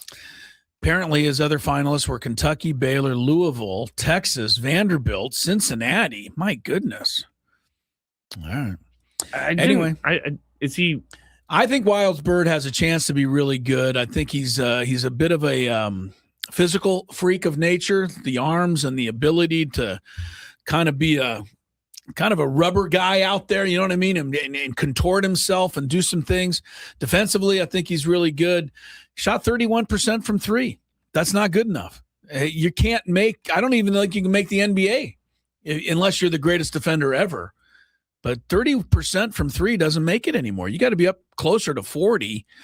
Miles averaged 10 points, 4 rebounds, 2 assists, shot 40% from the field.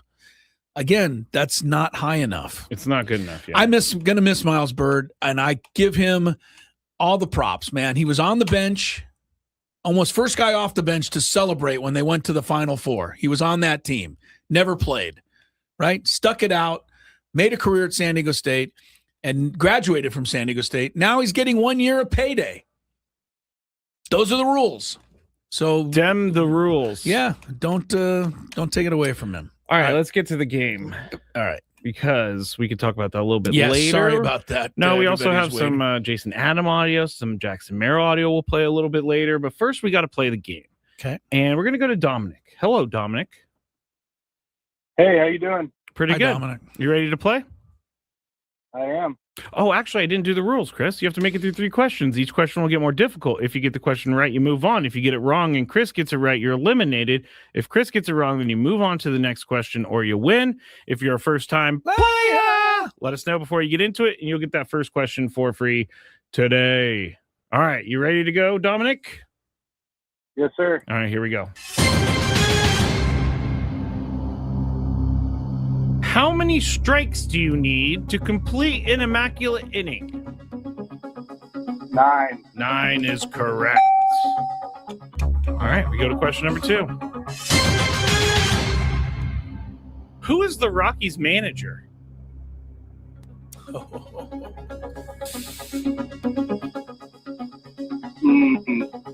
Pass.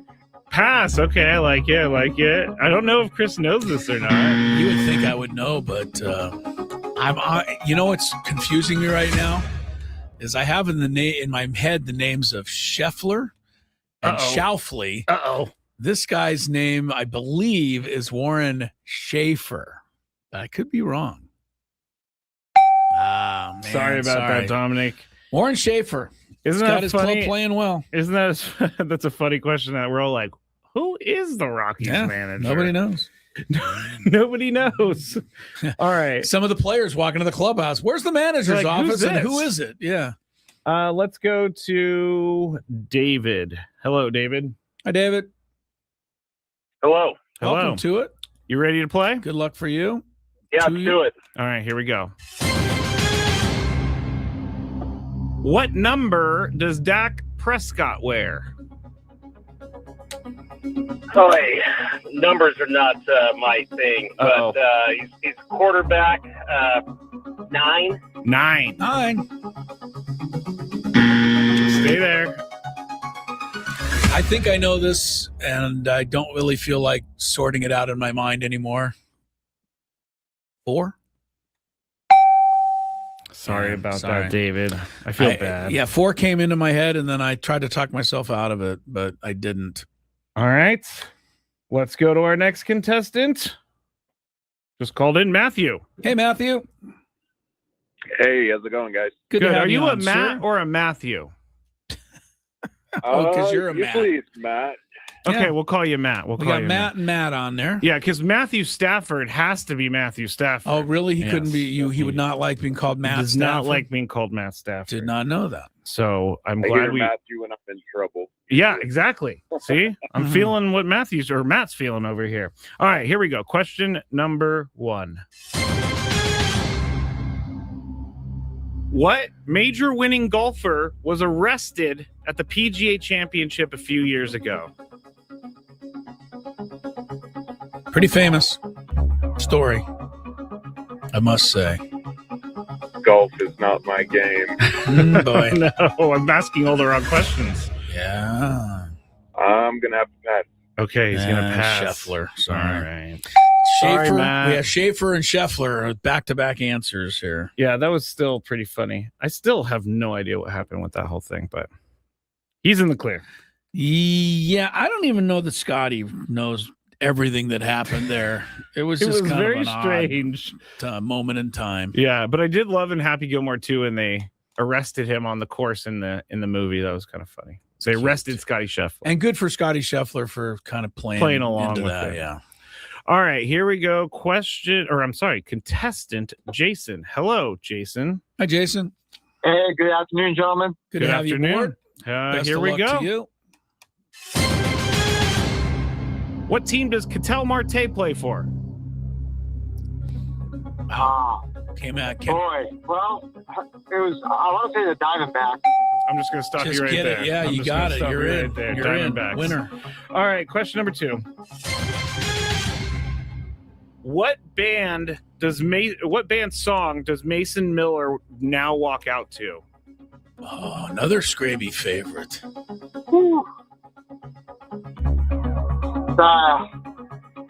I wanted to say, like, you know what? I'm gonna pass. I'm gonna let Chris. You're gonna hope I think Chris knows. I do because we made a big deal out of it. It was Corn. Yeah. Are you ready? Sorry, Jason. All right, we're going tiebreaker. Tiebreaker. Who is our guy today? I think Billy Donovan. Did he play? Yeah. Sure he did. Billy Donovan. I'm not finding him. Player stats. Maybe he didn't play in the NBA. Try Ernie DiGregorio. No. You know why I'm thinking of those two names? Because they both played at Providence, and I'm looking up Providence history. Billy Donovan is only 44 games in the NFL or the NBA. All right, try Ernie D. How do you just do Ernie D, and the rest of it'll come up. No, it won't. Ernie DiGregorio. No one. Famous point guard. I got it. Played at Providence back in the 70s. Okay, he at least played 312 games. All right, Ernie D. Let's go to our contestant here, and it's going to be David. All right, David. Good luck. Hello, to you. David. Hi, David. Hey, how's it going? Not too bad. You're going to play the tiebreaker, so stay right there. I'm going to ask Chris for a number question. I'm going to ask Chris a question. He's going to give me a number. You're going to guess whether the actual number is higher or lower than what Chris said. So, Chris, Ernie DiGregorio of Providence fame had started how many games in the NBA? Okay, that's fair. Played with the Buffalo Braves. I'm looking at Buffalo on this. Buffalo. He had 5 years in the NBA. Played for Buffalo, and you know who Buffalo became? No. They moved to a city called San Diego and became the San Diego Clippers. Wow. Yeah, the owner of the Buffalo Braves moved them to San Diego, then traded the franchise with the Celtic guy, and we ended up with Donald Sterling. Great. And then that was the end of that. The rest idea. of history right there. Ernie DiGregorio, by the way, averaged 25 points in 1973. That's a lot of points for a era where there was no 3-point line. How did you know that? Because I'm looking at his – no, I'm not looking at that bio. I'm looking at a general thing on Ernie. Mm-hmm. And how many games did he start? 200. 200 games. Yeah. All right, David. Did he start more or less than 200? I think he started more. You think he started more? I'm sorry, he didn't start nearly that many. Oh. He only started, according to Basketball Reference, 76 games. Okay. One season he started 76 games. All right. Ernie D came off the bench. He did, apparently so. All right, let's go to our next contestant, Jim. Jim, good luck Hello, to Jim. you. Play a little trivia or a little Are you there, Jim? tiebreaker. Yes, I'm There here. he is. All right, Okay. here we go. Stay right there. Chris, how many steals did he have in his Ernie career? was tricky with the ball. Oh, he was tricky. Okay. Yeah. Good ball handler. Okay. He said he had 76 starts. I'm going to give him 2 steals a game. I'm going to give him 175. All right. Is the actual number? No, wait a minute. He played more than 3. I'm going to go 200 again. I'm going to go 200 again. Again. All right. Yeah. More or less, over or under 200 steals, David? Under. Yeah, David. Stay What right was there. You were close. 190. Yeah. Okay. 190 steals. All right, we got a minute left before we have to go to break. So that gives me a chance to do what I've been looking at the whole time we've been talking. We brought up Miles Bird going to Providence. They've been to 2 Final Fours, Providence has. The last was in 1987. They were led there by Billy Donovan, who's now the coach of the Bulls. They also made it in 1973 That was a season that Bill Walton would end up winning the championship over Memphis State in the final. Memphis State beat Providence in the Final Four. Providence was led by Ernie DiGregorio, 25 points. The other guy they had on that Providence team was a guy named Marvin Bad News Barnes. Marvin Bad News Barnes has a lot of funny stories, but one of my favorite one is the one told by Bob Costas. Bob Costas was the voice of the Spirits of St. Louis, an ABA franchise. Marvin Barnes was on the team. They were playing a game one day in, I believe it was Louisville, Kentucky. They had to get back to St. Louis. It was a 35-minute flight, but because of the time difference and the change in the central and, Eastern and Central time zone, the flight actually left at 7:30 p.m. and landed at 7:15 p.m. because of the time change. Marvin Barnes refused to get on the flight. Bob Costas and everybody on the team said, Marvin, what's the matter, man? It's just a typical flight. He goes, I ain't getting on no time machine. Oh, my gosh. Marvin Bad News Barnes. Maybe Bob Costas tells the story better than I do. No, I didn't expect it to go in that direction, honestly. Marvin Barnes was, he played for the Clippers, actually, for a year in 1980, and things did not end up well for Marvin. Oh, that's kind of faded away. We got to go to break, though. All right, we'll go to break. We'll talk probably never about Marvin Barnes again. I wasn't trying to cut you off. Yeah, you did, but no, I get it. We had to do it. He passed in 2014, Marvin did. More Gwynn and Chris ahead. From the 8th.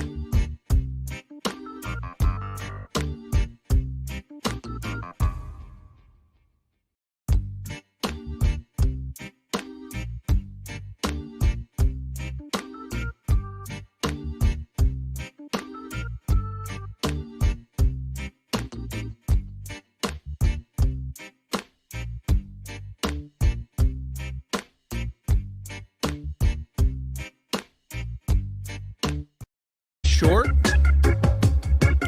Was Hassan Kim at short? I think he was. Yeah, you know who's at first? Jerickson Profar caught the ball. That's right. And with that, 5 years ago today, could it really have been that long ago? 5 years already. Victor Caratini. I got the highlight. Oh, good. Jumped into the arms of Joe Musgrove. The first no-hitter in Padres history 5 years ago, April 9th, 2021. Here's what it sounded like. No balls and one strike. The big right-hander ready and delivers. Swing and a ground ball to shortstop. Kim has it. Friendly hop. Throw to first. That is a no-hitter, and that is history. Joe Musgrove with the first no-hitter in Padre history. April 9th, 2021 at Globe Life Field in Arlington, Texas. The kid comes home, and he gets it done. Hell of a call by our guy Jesse Agler there. Yeah, 5 years ago today. That's hard to believe. It would have been a perfect game, but in the fourth inning, he hit Joey Gallo with a hit by pitch. That was You it. didn't even need to try to get that guy out. Did not walk anybody, did not give up a hit. Joe Musgrove with the no-hitter on this day 5 years ago. Pretty special day. You would think that Tony in and Jesse Padres were right history. there. They were not. They were as close to that game as I was. Yep. I was sitting at home watching it. They were sitting at Petco Park watching it. It was the year after COVID, and broadcasters were not yet traveling. We were not in the studio doing anything. I was at home doing the post-game show, and I always remember Craig set it up, but got Joe Musgrove. Either he called me or I called him. I don't know how that happened, but Joe called in, and he was on, and I got to do a little post-game interview there.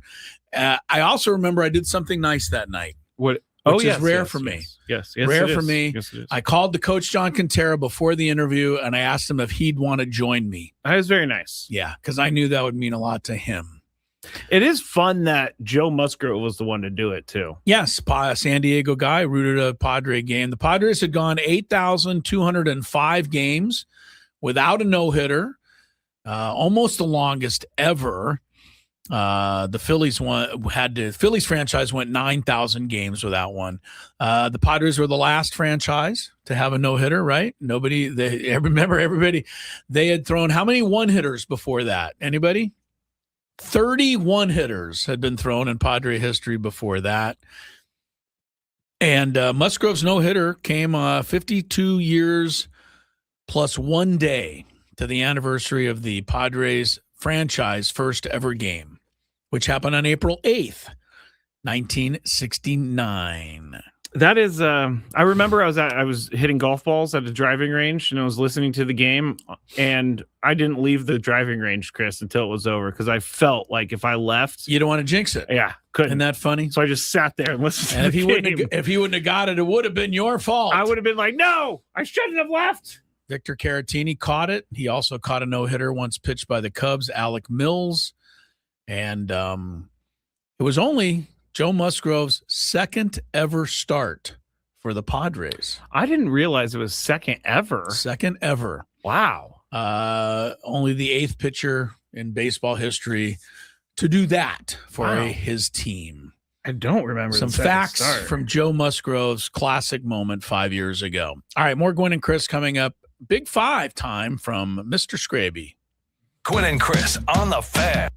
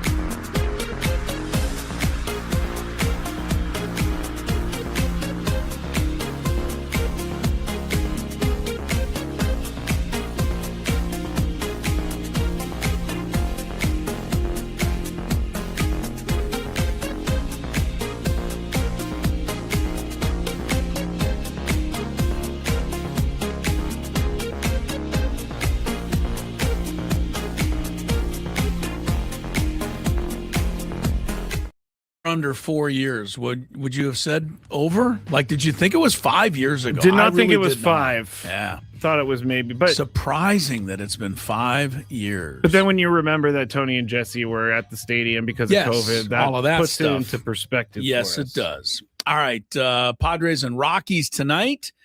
Rockies will not be throwing a no-hitter, at least not by one guy, because they're going with the old opener, Jimmy Herget. Right-hander. Old Jimmy Herget. You know old Jimmy, yeah, old Jimmy.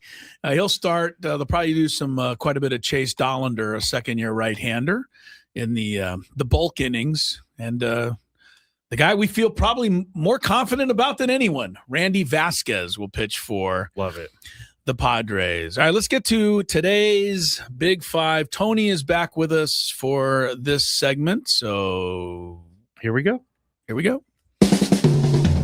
It's that time of the show when we check on the latest in sports. Only the most important topics and questions are brought to light. Stop what you're doing and listen. These news stories will astound and amaze you.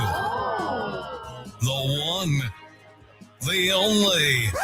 Oh my God, who the hell cares? The Big Five starts now on 97.3 The Fan. You know, guys, we only asked the tough questions on the Scraby Show, and there was a pretty tough question last night on the Scraby Show. I would like to, before you finish this, are you trying to intimate that is the only show that asks the tough questions? No, not at all. I'm just saying that I do ask the tough questions. I just detected a little bit of on the Scraby Show, we go to the tough questions. As if to kind of, without saying it, it did kind of come off that way. The Well, other that's not how I was going for The it. other shows lob softballs. But no, the Scraby Show gets to the heart of the matter. Man, you need to listen to that Scraby Show if you want hard-hitting journalism. I love that you give me enough credit to think all of that out. Yeah, well, you have plenty of time. I didn't mean it like that. I was just saying, it was a free commercial for the show. All right, listen to the Scraby Show. It's broadcasted live from the Bill House Studios, where we know how only on the Scraby Show, apparently. Okay, Dan Rather. Dan Rather. And Mike Wallace and all of the hard-hitting journalists. I don't even know if I hit this yet. Number 5. We talked about this last night. Ty France seems to be the odd man out of the rotation, even though he's played pretty well. He's done well in the time that he's been given, 3 games. So it's a Thursday. Tony's up first. How can they get Ty France more involved, Tony? I think Ty will get more involved. I think we haven't played that many games, and I think Nick has swung the bat really well from the DH spot. I think Gavin is. Everybody's who is in that particular spot swinging the bat pretty decent. I think at worst it's decent. In those, I guess Andujar, Ty, Castellanos, Sheets, they're all kind of swinging the bat pretty decent, and so I just think it's kind of worked out that way. I think there'll be some pockets here coming up where he'll get a chance to get in the lineup again. I like how in Boston he was just the masked man because he wore the cold mask. He had the shiesty on. Yes, he did. Is that what it's called? That's what the young folks call it, the shiesty. The shiesty. Do they call it that because you can rob a bank wearing that? Yeah, basically. You look like you're about to do something shiesty. Yeah, all right. That's hilarious. I love that I learned a new word today. Well, it's funny that you mentioned that because when I went back in the day to Fairbanks with the Gulls hockey team, it was so cold that everyone in the entire city walking around had a shiesty on. I didn't know it was called that then, but everybody walked around wearing one, and I thought to myself, boy, this would be a great place to be a bank robber. They'd never be able to pick you out of the crowd. Yeah, you just walk out of the bank and go about your business. That's true. That's very true. Hey, officer, was the guy in the shiesty? Well, that didn't help me. He was in the red shiesty. Everybody has one. Chris, how can the Padres get Ty France more involved? I honestly think at this point it's okay. There's 2 things. First of all, I think as far as he's in the everyday lineup, I think he, Castellanos or Andujar or Sheets is going to have to, slump a little bit because that's kind of what he does. That's part of it because he's a similar player to Castellanos and Andujar. He's a, corner right-handed hitter. and that's what those guys do.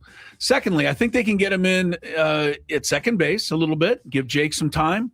But mostly, I think he should be replacing Sheets in the late innings defensively in close games. He's a Gold Glove winning player. But, the more I thought about this, the more I'm thinking, because I've been after this for a while now and say, hey, get Sheets in or get Ty in. But I also think Craig Stammen understands the bigger picture here, which is he doesn't want Gavin Sheets playing first base and looking over his shoulder. Right. If he makes a mistake or thinks a ball gets past him, etc. So I think Craig Stammen's smart enough here to go, I got to pick my spots. I don't want to just always replace Gavin Sheets. So, Tony's hit it. It's a long season, 12 games. Right now, Ty France is probably the fourth man of a four-man bench, and that's just not his turn right now. But it might be, eventually. It's a great point Chris brings up. Gavin had the night before last. He didn't make that ground ball play, and I would suspect that if that trend were to continue, it'd be an easier move than to remove him late in the game and bring Ty in. But I don't know that one mistake, because outside of that, Gavin's been pretty good at first. Yeah, whether we're talking picking balls out of dirt, just making the play, he's been pretty good. And so I think it's just one of those things you got to wait your turn. Everybody's not going to stay hot the whole time, and that'll be the pocket of time in which you can insert it. And once you get your chance, you got to run with it. Yeah, you definitely do. Number 4. All right, FIFA is under fire once again. I mean, is FIFA never not under fire? It seems like they're always dealing and deflecting. But they introduced a new higher price ticket category for the 2026 World Cup just 2 months before the tournament, seemingly to maximize revenue. What is the higher price category that could even be left for them? Yeah, I'll tell you. Okay. Previously, fans bought Category 1 tickets, which were the most expensive, expecting lower bowl seats, often paying hundreds or thousands for these tickets. But upon receiving their seat assignments last week, many were disappointed because they were far away from the field, or they were in the corner, or they had an obstructed view. A week later, FIFA began selling the first few rows of the lower level, previously thought to be Category 1 tickets, at double the original Category 1 price. People who bought tickets early say FIFA is being deceptive, and I had to pare down my language because they were using expletives about FIFA. Yeah. FIFA doesn't agree with this. Chris, is this deceptive practice? Of course it is. There's no question it is. FIFA is absolutely flat out 100%, just gouging the customer for this tournament. I don't think there's any other. I mean, the fact that they are even trying to find a higher category when most people are complaining that the tickets are ridiculous right now, tells you that they're gouging, because they certainly hear people saying, hey, your ticket prices are too high. And they're looking back and going, okay, we'll just make them higher. Secondly, the bottom line to this ultimately, though, is if the consumer just says, we're not going to go. Right. I don't want you not to go, because you're soccer. It's the whole thing. It's coming to, United States, Mexico. It's a once in a lifetime for a lot of soccer fans. I get it. You want to be there. But one time I would like to see one of these big agencies. The Olympics are right in the same boat. We talked about this the other day with Ziegler, Tony, but Lori and I are trying to get in the pool to buy some Olympic tickets in LA in 2028. I don't think we're going to be able to afford them. And and I'm not a cheapie, but I mean, these are ridiculous. I mean, you're going to get $800, $1,000 to go watch track and field for 3 hours.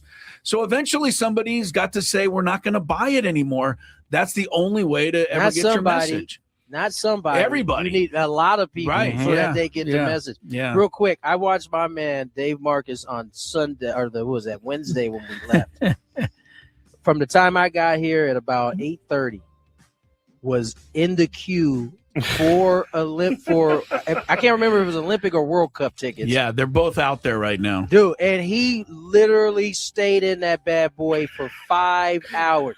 The game was starting, and he was just now getting to the back of the queue and like an actual line number at that really point. Funny. That's really and he was funny. adamant about getting these bad boys. I don't know if he ended up getting them, but I know he went from the queue to in line, and he was like, we're about 10 minutes away from first pitch, and he still had a little ways to go. Lori and I have been given a window by the LA committee for 2 hours, or for 48 hours, 2 days, starting Sunday night to buy tickets so we can look around. But we've started to look, and believe it or not, I'm the one right now who thinks they're too expensive. Usually it would be Lori, but they're really. Let me say this: if Lori doesn't think they're expensive, y'all going to this? I know I should end up. I know I should. Well, yeah. Sorry, guys, but your Christmas. So you're not going to take your own advice. No Christmas bonus this year, Scrape. You're out of luck, pal. I've got to go to the Olympics. Spending it at the Olympics. I've said this a million times. My sister has been annoying me to no end. Everybody about wants to this go. Olympic thing. Yeah, people want to go. I don't even want to go anymore because my sister's annoyed me so much. The only reason I don't want to go is because I don't want to give into their gouging. I don't. But the story. I forgot that Tony didn't get the answer. Is this deceptive? Well, he was in Tony? on mine. It seemed like. Yeah, no, it's definitely deceptive. As Chris kind of hit all of the main talking points there. I mean, like these people were already outraged by the first go around of prices. Now they have somehow found another tier to go up. Yeah, I think that's ridiculous. People, I don't know, man. I'm losing faith in all of our stuff, man. It just seems like it just seems like every business out there, whether we're talking television now or whatever it is, there's something crooked going. Big corporations, man, just everywhere. I might be jumping on the Scraby train on these corporation joints, man. Did you hear how excited I got? There's room. It's getting ridiculous. What do they call it? Crony capitalism. Man. Yeah, that is annoying. FIFA, come on. This is for people who want to watch the game, not for a bunch of rich people. And sitting that close to the field isn't usually the best seat for something that big. Like football, it's not good to sit right next to people. It just depends on the stadium, really. And also, people with millions and millions of dollars probably are not the hardcore fan. No. So they're willing to just pay and say they're sitting close, not realizing that that's not the best seat. Taking Instagram photos. Number 3. Which I would do if I was at the World Cup. I'm not lying about that. In a World Series rematch at Rogers Center, familiar tensions arose as the Blue Jays questioned the pitch warm-up time granted to Dodgers starter Shohei Ohtani yesterday. After walking in the top of the first, Ohtani didn't begin warm-ups until less than a minute remained on the 2-minute timer, prompting George Springer to seek clarification, not raise a complaint from home plate umpire Dan Bellino, according to Ken Rosenthal. Now, you may remember in the World Series, John Schneider was a little upset that Ohtani was going further than the 2 minutes allowed between innings. So, Tony, should Ohtani get extra time? I hate to say it, but yeah, he should. Oh, my gosh. He should get extra time. He is the only one like him, but I also enjoy that these teams are at gamesmanship, right? And I'm gonna make sure like he's holding tight to whatever time he has, and I'm gonna put the pressure on this umpire to go on out there and make sure. Because listen, what happens with a lot of baseball players, not just Ohtani, is you're given the inch, you take a mile. You're gonna try to get a little bit more and a little bit more, and before you know it, all of a sudden it's like a waiting game. And so I get that they give him a little bit more time. He is doing something else that no one else has to do, and especially now with the whole pitch clock thing, that has that plays a factor in why they are giving him extra time, because that clock starts all of a sudden, where most pitchers, no other pitcher is having to worry. Every about. pitcher other is running out onto the field. But do you know what he's running off the field? The word deception seems to come to mind a lot today, but the 2 minutes that never changes. When the timer starts is like an arbitrary thing. And that is going to be different at every stadium that there is. Yes. Especially if they're on the road. Are you telling me that these road folks aren't trying to start that clock a little bit earlier so that he has to speed it up? Yeah, I think they would. That's kind of how it works. But I think that all of it's okay, right? They give him the time he needs. And so from there, I think I enjoyed that Springer was like, "Hey man, how much time does he get again?" Just kind of putting it back. Are you checking in? No, just clarify. Just clarify. Yeah, just putting it in the umpire's head. Hey, making sure he's out there. You know what? If they don't give him extra time, the Dodgers, honestly, what they'll do is they'll put a what do you call it, an opener out there, and that guy will throw one pitch and then claim his arm hurts, and then Ohtani will come in, and Ohtani then would get all the time he needs, unlimited warm-ups. So, there's a way around all of this stuff. So, this is, it's fair to give him a little extra time, but as Tony said, don't let him take too much advantage. And I don't think he does. I don't He either. seems like an above-board guy unless it comes to throwing your friend in jail. Or gambling. Yeah. Knew that was coming. Yesterday, we talked about the golf ball and whether or not it's built to go too far. Today, we have a little bit of legends weighing in on this whole thing. Gary, Player stepped to the podium. Yeah, there was Jack Nicklaus and Tom Watson also stepped to the Gary podium. Player played when they used wooden clubs. This is okay. This is the thing. Yeah. This is the thing. So Gary Player called it a tragedy quote. And he went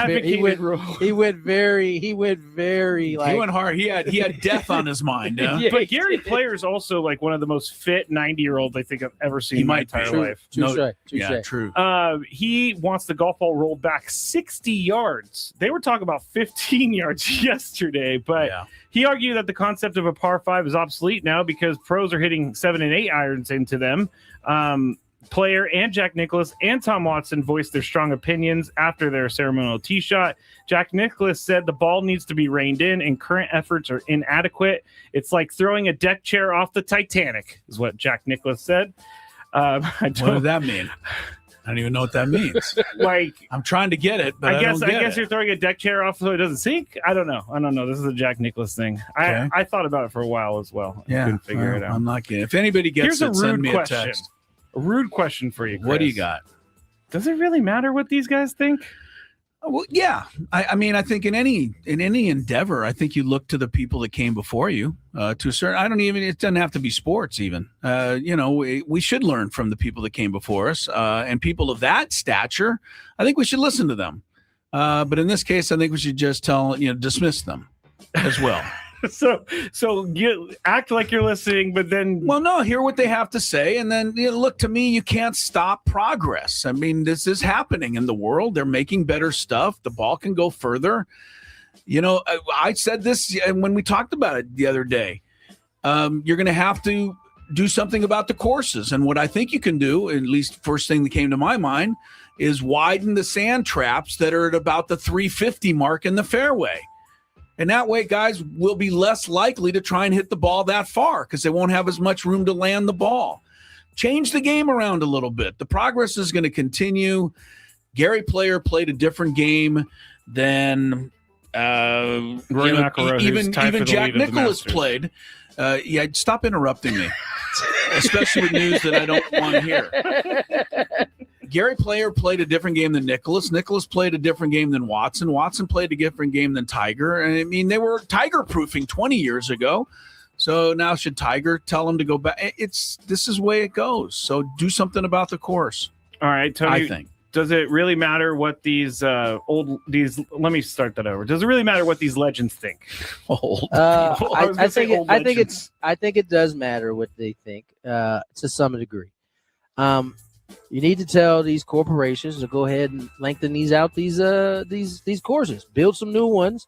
That's gotta be bigger. Because you can rein the balls in if all you want, but those guys are tied into the PGA just as much. So someone is giving back some money. That's just or having to shell out some money, more money. Whether it be the folks who are making the courses, or it's going to be these companies that are supporting. Whether we're talking Titleist, any of these companies who make these golf balls, they're going to have to scale it back.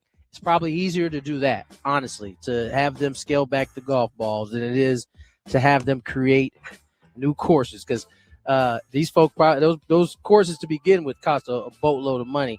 I can only imagine trying to lengthen them out. You need the land to be able to do it. Exactly, in some cases. And a lot of places don't have it. They don't have it. So, yeah, rein the golf balls in. I'm not mad at that, man, because, listen, I don't golf. I'm not very good at it, but I've always appreciated that you couldn't just power your way there for a long time, right? You couldn't just out-hit the course and make it easier. But you know what? Go ahead. Sorry, Tony. Shouldn't interrupt. Eventually, the technology has made it so that the courses at this point can't keep up with the better athlete that's playing, the better technology that they're playing with. So I think really the only recourse is to try to limit either the club or the golf ball, whichever's making the ball go farther.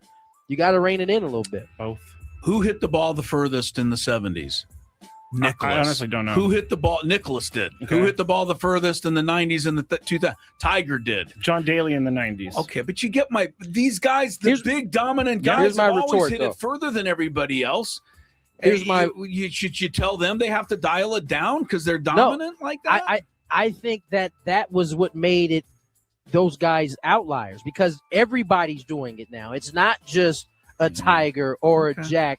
It's like a lot of the field is being able to do it, and I think that is the problem. It was different when Jack was the only one, and everybody else had to kind of figure out a way to play catch up, and they did, right? And then when it was Tiger, everybody kind of had to figure out a way to play catch up. They never really caught up, but they all raised the level of play. But now it's like everybody. It's not just DeChambeau crushing the ball. Everybody's crushing the ball. Yeah. I mean, what was it? Zippy McGee yesterday averaged 330 yards. That's that really his crazy. Name? I don't know his name. His name's not Zippy McGee. I just wanted to come up with some random. I can't remember his name. He was a random though, and his average drive was 330 yards. Zippy McGee. Wow. Number 1. I think they should play the U.S. Open this year at Loma Santa Fe. Let these guys try one of these executive courses, and that'll take away all of their power. That is true. Okay. But they're very good with wedges. I'm sure they are. Ottawa Senators defenseman Thomas Chabot? I don't know. Shabbat? I don't know this guy, so I'll let you get away with it, but I'm sure it's not Shabbat. What about Chabot? One of those. Is this the actor? No, he's a hockey player. You know an actor named Thomas Chabot? I was thinking of a young kid. I think he was thinking of Timothy Chalamet. Yeah, that's what I was thinking of. That was close. That was close. Well, anyway, Thomas is going to play in today's game against the Florida Panthers. The reason this is so crazy, he's returning to the lineup 2.5 weeks after suffering a broken arm. He announced that he was ready to play, even though he had surgery on March 26th. So he's going to be back even after his arm is still healing from this thing. I guess I'll just ask the question, and I believe it is, Chris, are NHL players the toughest of the 4 major sports? Not even close. Yes, they are. And the reason I can say with some conviction is because I've talked to many athletic trainers through the years that have worked in both. And even those who've worked in the NFL will tell you that hockey players are tougher. They play 3-4 games a week. They take the same kind of pounding. And I guarantee you there's a couple of hockey players out there right now who think this guy's a wimp because it took him 2.5 weeks to get back. And one last thing, because I've always respected this about hockey. Ottawa right now has 3 or 4 games left and has to win to get into the playoffs. There's none of this, what they're, trying to lose. Yeah. Which you're seeing in other sports, Tony. Tanking, Tony. Yeah, this is guts, but this is hockey players. They do it. All right, Tony, are NHL players the toughest of the 4 major sports? Yes. I'll just leave it at that. All right. That's it for the Big Five. When we get back, we'll set you up for this game between the Padres and the Rockies. Also, Chris and I, hits to pick when we get back. You got 4 in a row going tonight. I do. Good luck. Good luck. From the 855 Get Ross Traffic Center, protecting San Diego after accidents or injury. You have a crash, right?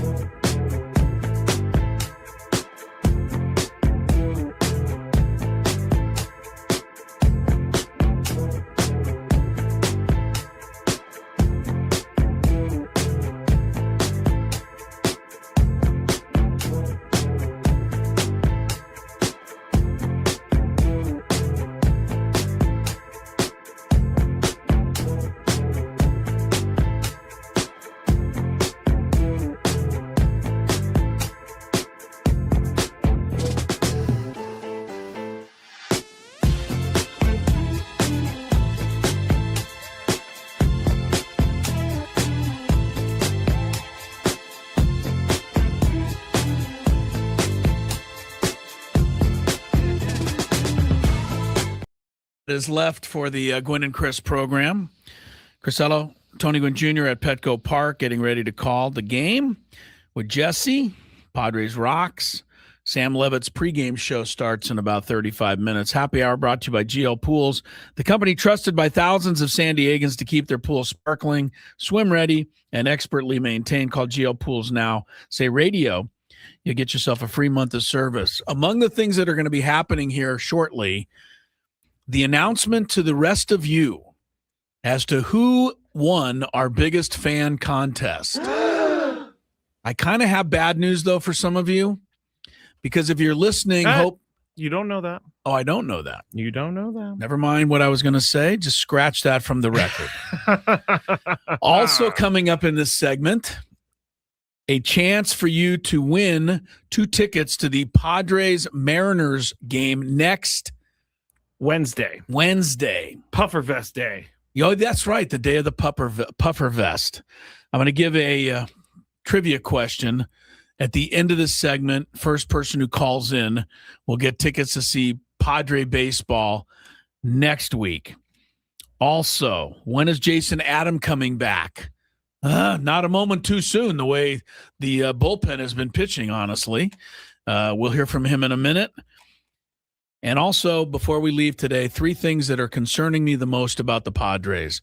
So that's a lot to do. That is a lot. But before any of that, this is not a sports story, but it goes along with things you and I and Tony talk about. And so I'm going to throw it out there because I think everybody knows the actor Michael J. Fox. Mm-hmm. Just about everybody somewhere, somehow has seen Back to the Future. If you don't, you need to immediately If you've never seen Back to the bunch Future. Of movies. Right. But Michael J. Fox was an all-time guy.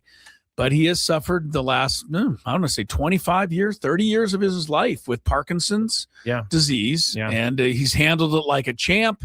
He's been a spokesperson for it. In fact, he came up with the phrase that people still use today, bleep Parkinson's. That's a Michael J. Fox thing. And people with Parkinson's are known to say that to each other as a way of saying, hey, we got it. We're going to deal with it. But that's not why I'm talking about Michael J. Fox. This is why I am. CNN, whatever you think of them, they released a video today, apparently, that was titled Remembering the Life of Actor Michael J. Fox. That got a lot of people thinking that Michael J. Fox was no longer with us. He is, and he's fine, and he spoke, and I hope CNN is apologizing, but did they say in the thing that he died or remembering? Because it could go 2 ways. It could be we're remembering his career, but the way that they phrased it makes you think you can't title it Remembering the Life of a Guy who's still alive. Yeah, the way they titled it was terrible, but did they actually say that he had passed away? I'm looking for as many details as I can give you, and that's what I have. But he's fine. I don't even like the fact that there's any confusion on stuff like this. Yeah, I'm just typed it in. And come on, people. We can do better. We really can. All right. Do you want to hear what Michael J. Fox said about it? Sure. He said, how do you react when you turn on the TV and CNN is reporting your death? Do you A, switch to MSNBC or whatever they're calling themselves these days? B, pour scalding hot water on your lap. If it hurts, you're fine. C, call your wife. Hopefully she's concerned but reassuring. D, relax. They do this once every year. E, ask yourself, WTF? This is all Michael J. Fox. This is his tweet. Yeah, he was I thought the guy. world was ending, but apparently it's just me and I'm okay. Yeah. I really like everybody liked Michael J. Fox. I don't know. Of course. You don't remember the TV show he was on called Family Ties. I've seen it, though. But that was made him famous before Back to the Future. When most people remember Back to the Future. When he was filming Back to the Future and Family Ties, he had a van that they bought for him with a bed in the back, and he had a guy that would just drive him back and forth between sets, and he would sleep in the van. He was so good in Back to the Future. I mean, come on. And I understand there's stories that there was other people that were chosen for that role. There was. Before he ended up getting filming. They started filming it. It was Eric Stoltz. Yes. Sorry, Eric. Never would have worked. They said that they filmed a little bit of it, and they're like, this isn't working. Yeah, Michael J. Fox, man, incredible. All right. So we all have to take anything we hear and read with a grain of salt, and we all kind of just unfortunately have to abide by that now. All right, give me Jason Adam, and when is he coming back, Scrabe? The Padre bullpen is going to be among my 3 concerns here in the next segment. Jason Adam returning will hopefully allay some of those concerns.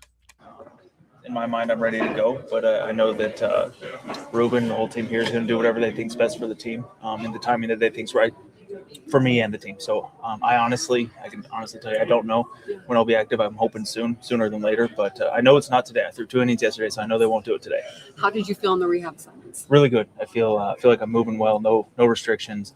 Arm feels good. Leg feels good. Got to cover first yesterday, so we got to check another box. But so all good. The first time you had to go over there and do that was PFP. For the first time, it held and everything was fine. Does that kind of knock off that mental hurdle? Yeah, I think it was nice. I just reacted and ran. So it was nice to see that I wasn't worried about it. Try not to, the less thinking you can do out there, the better. So, yeah, I was pleased. Kind of every ball player's mantra. Don't think, just throw. That's it. Yeah, you got to be dumb enough to have some success. How do you like the new jerseys? Love them. They're awesome. Yeah, it's so cool. They did a great job, as always. I think the fans are going to love them. Us players love them, and hopefully they got a lot of wins in them. I believe he was referring to the City Connects. Yes. The Padres are one of 8 teams that released theirs today. Yeah. I already apologized to the listener who called us about a month ago and said, here's the new City Connects. And I and you, but me more than you, said, they are not. Yeah, they were. So whoever had them, good on you. I was thinking, like, what do I believe now? Because the first City Connect leak was not true, but this was true this time. So now I'm back to the middle. Yeah. Anyway, you'll see them, everybody else, if you haven't seen them online or haven't seen the release. I understand you'll see them on the field for the first time tomorrow night's game. City Connects are out for the Padres. I still can't find my box. I believe your gift from the My Padres. gift, I still can't find it. It's got to be here somewhere. It's with mine. Oh, okay. Well, we'll have to find it together. I believe these are not button-down jerseys, which I find interesting, but they look really good. All right.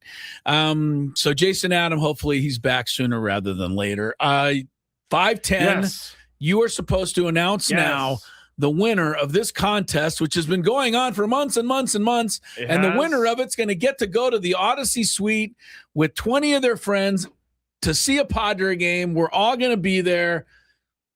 Is there anything we can do to make bigger?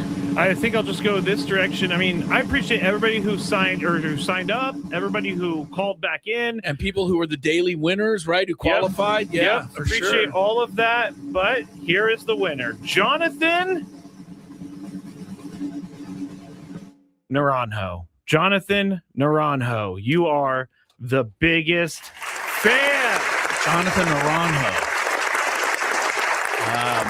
I think in English that would be Johnny Orange. I think orange is Naranja. Close. Okay. But you are close. I was close.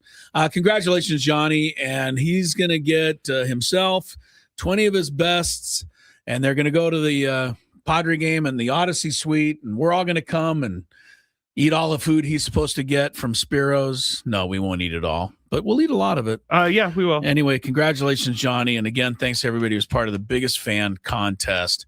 Not easy to win that. There was a lot of people that were registered and a lot of people whose name was in the hopper. The chat is upset with me, they said I mispronounced their name. Mispronounced whose name? Their name. Basically, they're saying, you said the wrong name. It's my name. But no, it's Jonathan Naranjo. I see. They're thinking it should be them. All right. Real quick, I got a very quick trivia question here. The Padres are going to play the Mariners next Wednesday night. And you'll get to go to the game if you're the first to correctly answer the following trivia question. The question is, God, I don't really have one handy. Oh, man, this is like me and Chris versus the fans when I run out of questions. Yeah, it is. All right, here we go. How many home runs did Cal Raleigh hit last year? He has one this year. How many did he hit last year? Got to get it exact. 833-288-0973. Call now. First person will go see Cal Raleigh and the Mariners play the Padres next week. When we come back, 3 things that are really concerning me about the Padres and our hit to pick. Stick around. From the 855 Get Ross Traffic Center, protecting San Diego after accidents or injury. If you have a crash,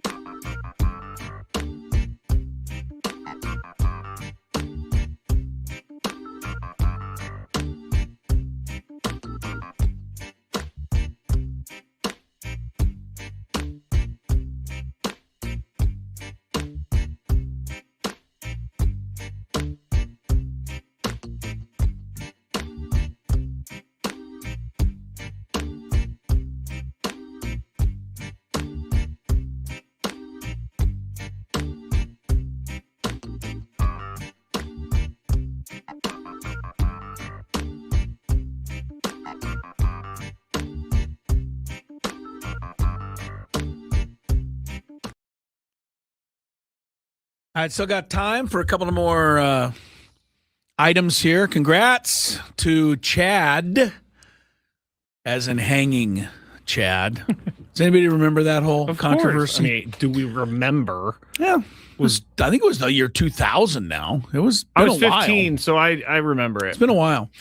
Chad got the quick trivia there. Cal Raleigh hit 60 right on the button, 6-0 home runs. He's got one this year. Oh, he finally got one, huh? He finally got one.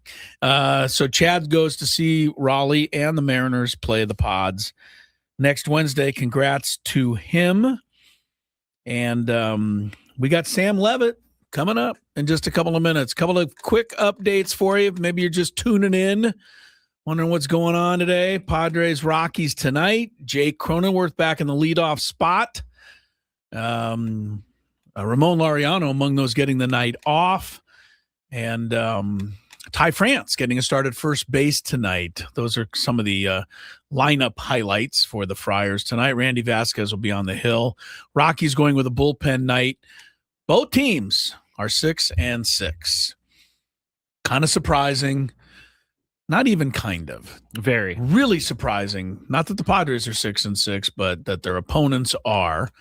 Mets and D-backs, 1-0 Mets in the fifth. Luis Robert Jr. with a solo homer. This is a pitching matchup. Nolan McLean, Eduardo Rodriguez. Those are the same two pitchers that started against each other in the World Baseball Classic final a few weeks ago. McLean for the U.S., Rodriguez for Venezuela. One other baseball note today, scary one. Scrabe, have you seen it yet? The collision between Parker Meadows of the Tigers and left fielder Riley Green. I just saw him getting taken off the field, but I have not seen the collision. Not great. They both went obviously for fly ball in left center field. They at least didn't like completely go, body to body. It was more of a glancing blow. This is what I'm scared of. Jackson and Fernando having anybody doing this. It could be anybody, and Tony's not here to ask him, but I don't know how he ever got it out of his mind that this could happen in a baseball game. They just smacked heads. It was not great. No. Meadows ended up bloodied and dazed and down on the turf for quite some time. At the very least, he's got a concussion. AJ Hinch said after the game he was taken to the hospital to be checked out. And I have not seen an update on that. Yeah, I haven't seen one either. Best of luck for Parker Meadows on that collision. If you didn't see it, it was a bit frightening, to be sure. Masters. Here's what, AJ Hinch said this about Parker Meadows after the game. There's a lot of concern for him. When we got out to him, it looked like he bit his lip or the inside of his mouth. There was a lot of blood. He was pretty out of it. We're going to get him checked out, but this one worries me. Yeah, it was. I think he's going to be okay, but that's AJ Hinch right after it happened. And I think no news is, in a lot of ways, good news. That happened earlier this afternoon. Rory McIlroy leads the Masters. Scraby's going crazy. Sam Burns is tied for the lead at 5 under.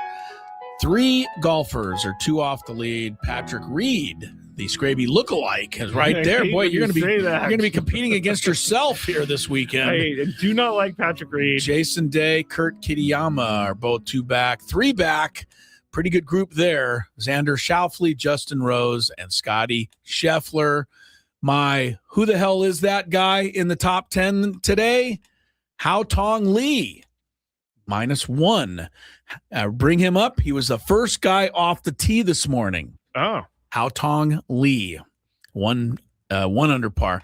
Some of the bigger names, though, way back include DeChambeau, 4 over. John Rahm, 6 over. There's a couple of other guys that I could pick on, but I'll leave them for another time. 3 things that are concerning me about the Padres through 12 games. Because I'm going to start with first, I'm happy that they're 6-6. And here's why. Because the rest of this is concerning. Number one, the leadoff position. We talked about it all spring training. Who's leading off? Who's going to bat leadoff? Who's going to bat leadoff? Who should bat leadoff? Where's today? And I was like, enough already. It doesn't matter. Well, it's mattering because the Padres leadoff hitters can't hit. Even though Ramon Laureano went 2 for 5 yesterday, the Padres leadoff hitters are currently hitting 140. Yeah. Last in baseball by a wide margin. And I thought this stat was crazy, but it's true. Jake Cronenworth can change that tonight, but the Padre leadoff hitter in the first inning of each game, 12 games, has been out all 12 times. Oh. Not yet have the Padres got the first man of a game on base. So who should lead off? Tonight it'll be Cronenworth. Fernando may have to go back up in there. The problem with that is Fernando's in my second thing I'm worried about. You're worried about him in general? No, the money four. It's my new nickname for the guys that make all the money, but they're not doing anything. And I'm not trying to be critical of the money they make. They deserve to make what they make. But at the same time, we deserve some more production than Manny hitting 206, Toddy hitting 196, Merrill hitting 200, Xander way up there at 229. Hey, now. The money four combined has 196 plate appearances, Scraby. That's almost 200. That's a lot. They've hit only 4 home runs. That's not going to get it done. The Padres need these guys. 2 of the home runs are by Merrill, 1 by Manny, 1 by Xander. Fernando, goose egg so far. Baseball in players that must department. think we're crazy because we're constantly asking them about how you guys are hitting, how you Right. feeling. They're like, it's fine. Don't It's 12 worry games. about it. Stop worrying about it. I will say this. The Mariners are worse than the Padres. They're big four. Cal Raleigh, Julio Rodriguez, Josh Naylor, and Randy Arozarena. What they got? 1 home run, and that was hit by Cal Raleigh. Julio Rodriguez has no extra base hits the whole season so far. Josh Naylor also has none, and Josh Naylor's batting average is 104. There's a reason that the Mariners have the worst record in the league at 4-9. Padres offense, I think it'll get going, but it gets a little repetitive to say they're 26th in average. They're 29th in on base. They're 26th in slugging. They're 27th in OPS. They're 28th in homers. It seems like it's that every April. I just hate watching the But I team hate it. when they just look lifeless at the plate. Sometimes they do. All right, this is the other concern, and this is the one that I feel best will change. But for now, the Padre bullpen, which is normally put out the fire, right? The whole thing. They come into the game over. This year, other than Mason Miller, it has been a bunch of arsonists down there. Arsonists? They're igniting the flames. Here's what I mean. Padre relief pitchers have inherited 14 base runners. That means they come into the game this year, right? 14 men already on base. 12 of the 14 have come around to score. It does feel that way. It's not fielding. That is. Usually it feels that, but the stats don't represent The it. stat represents it. 87% of the runners are scoring. That is the work of arsonists, Scraby, not people that are getting the job done. How many were given up by Wandy? 5 for 5. Kyle Hart, 3 for 3. Bradley Rodriguez, 3 for 3. Adrian Morejon, 1 for 1. Thankfully, congratulations, Marinaccio has stranded a runner, and of course, Mason Miller has stranded 1. But 12 out of 14 have scored. Either that has to change, or Craig Stammen has got to stop bringing guys in the middle of an inning because it's not working right now. Yeah, you can't. That's got to stop. You can't feel like, okay, well, if I bring in a reliever, they're going to give up these runs. They're giving them all up. 87%. Normally, I would say this is around a 25 to 30% ratio, not 87%.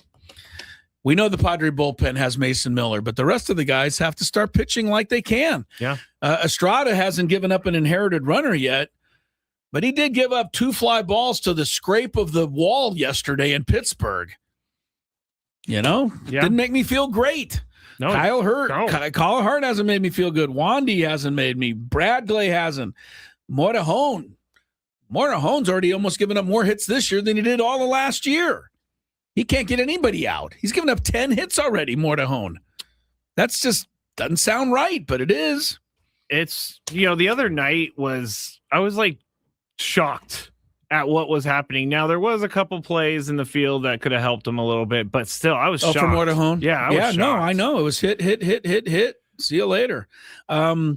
No, I looked this stat up this morning, the inherited runners, because like you, I thought, boy, it seems like a lot of these runners are scoring. I did not expect to find 12 out of 14. That's bad. That's really bad. They've only stranded 2 runners. This is the Padre bullpen. Not talking about the Rockies bullpen. And oh, by the way, the Rockies bullpen comes into the game tonight with a better ERA than the Padres bullpen. What's going on here? I don't know. We're in like a twilight zone. If George Costanza was here, he would call it the bizarro world. It is the bizarro world. Sure is. Mason Miller, on the other hand, unbelievable. What is he up to now? 18 hitters, 13 strikeouts. I'll take it. You got about a 1 in 4 chance of putting the ball in play against this guy. Never mind getting a hit. I mean, the guy making contact yesterday barely made contact. But he did, and he almost got to give him an award for doing it. He almost beat out the grounder. It was so slow. Yeah, it was close. Who has the only hit off Mason Miller this year? Do you remember? Ooh, only hit off of Mason Line drive Miller. to right field, hit hard by one of my favorites and one of everybody else's least favorites. They haven't played the Dodgers yet. Luis Ariz. He's the guy. Yeah, he's the guy. Wow. He's the answer. He had the hit off of Mason Miller. That's kind of crazy. The only one. How is Luis Ariz doing? I kind of haven't checked since they left town. The Gigantes have been scuffling. Let's see. He's hitting 320. So apparently he can hit again. Yeah, it's early. 12 games in. We will say that, but he's on a 4-game hitting streak. All right. Padres took 10 of 13 from the Rocks last year. Expect more of the same this year, but this doesn't look like, last year's Rockies. You have to play a little bit better than they've been playing. If anybody gets a ground ball and traps a runner between first and second, they better run at them rather than throw the ball to the next base and make a mockery of a rundown. I want to see a little better baseball on this homestand than I just saw. I think it's fair. Despite the fact that they're 6-6. Yeah. I still like to see good baseball.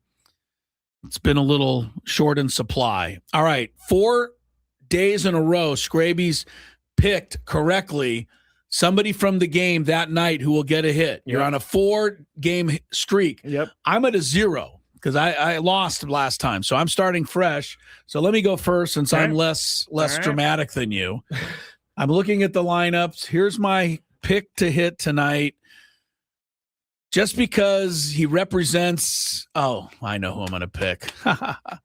Mickey Moniak from La Costa Canyon. I'll pick him to get a hit tonight. I didn't even think about him, honestly. I took him away from you. All right, this is for 5 straight, Scrabe. Keep the streak going, your hitting streak. I know. Who's going to get a hit tonight in the game? Randy Vest has been good enough that you may go on the other side. I don't think I'm going to pick any of the Rockies. All right.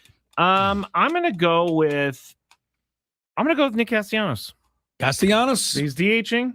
Been getting it done. He's been got getting 5 some hits. RBIs. I'll say one thing about Castellanos. He's, getting the chances. He's been coming up with guys in position, but been bringing them in. He has. So I give him a thumbs up. I was not high on Castellanos at the time of the signing. And right now, a little higher on him. Yeah, me too. He's been much better. When he got the hit in Boston, I was like, finally, someone got a hit. It's not easy. Ty France is starting tonight. I'll be rooting for him. Freddie Fermin is catching tonight. Freddie, don't challenge any pitches in the top of the first inning that don't mean anything. I'm watching for this now. We can't blow our challenge that early in a game. He's done it twice. Fool me twice. You know how that saying goes. Shame on me. Yeah, Sammy's next with the pregame show. We're back tomorrow. It's a Friar Friday. Scraby will surprise all of us with who our interview guest will be. And I'm on my way to the ballpark. Can enjoy a little Major League Baseball tonight, Scrabe. Very nice. Pick me up a Manny bobblehead if you can. The Hot Corner bobblehead, I believe, is the giveaway tonight. Yes, McDonald's, I believe, as well. They're the sponsor of it? Yeah. Okay. They are. See you tomorrow, everyone.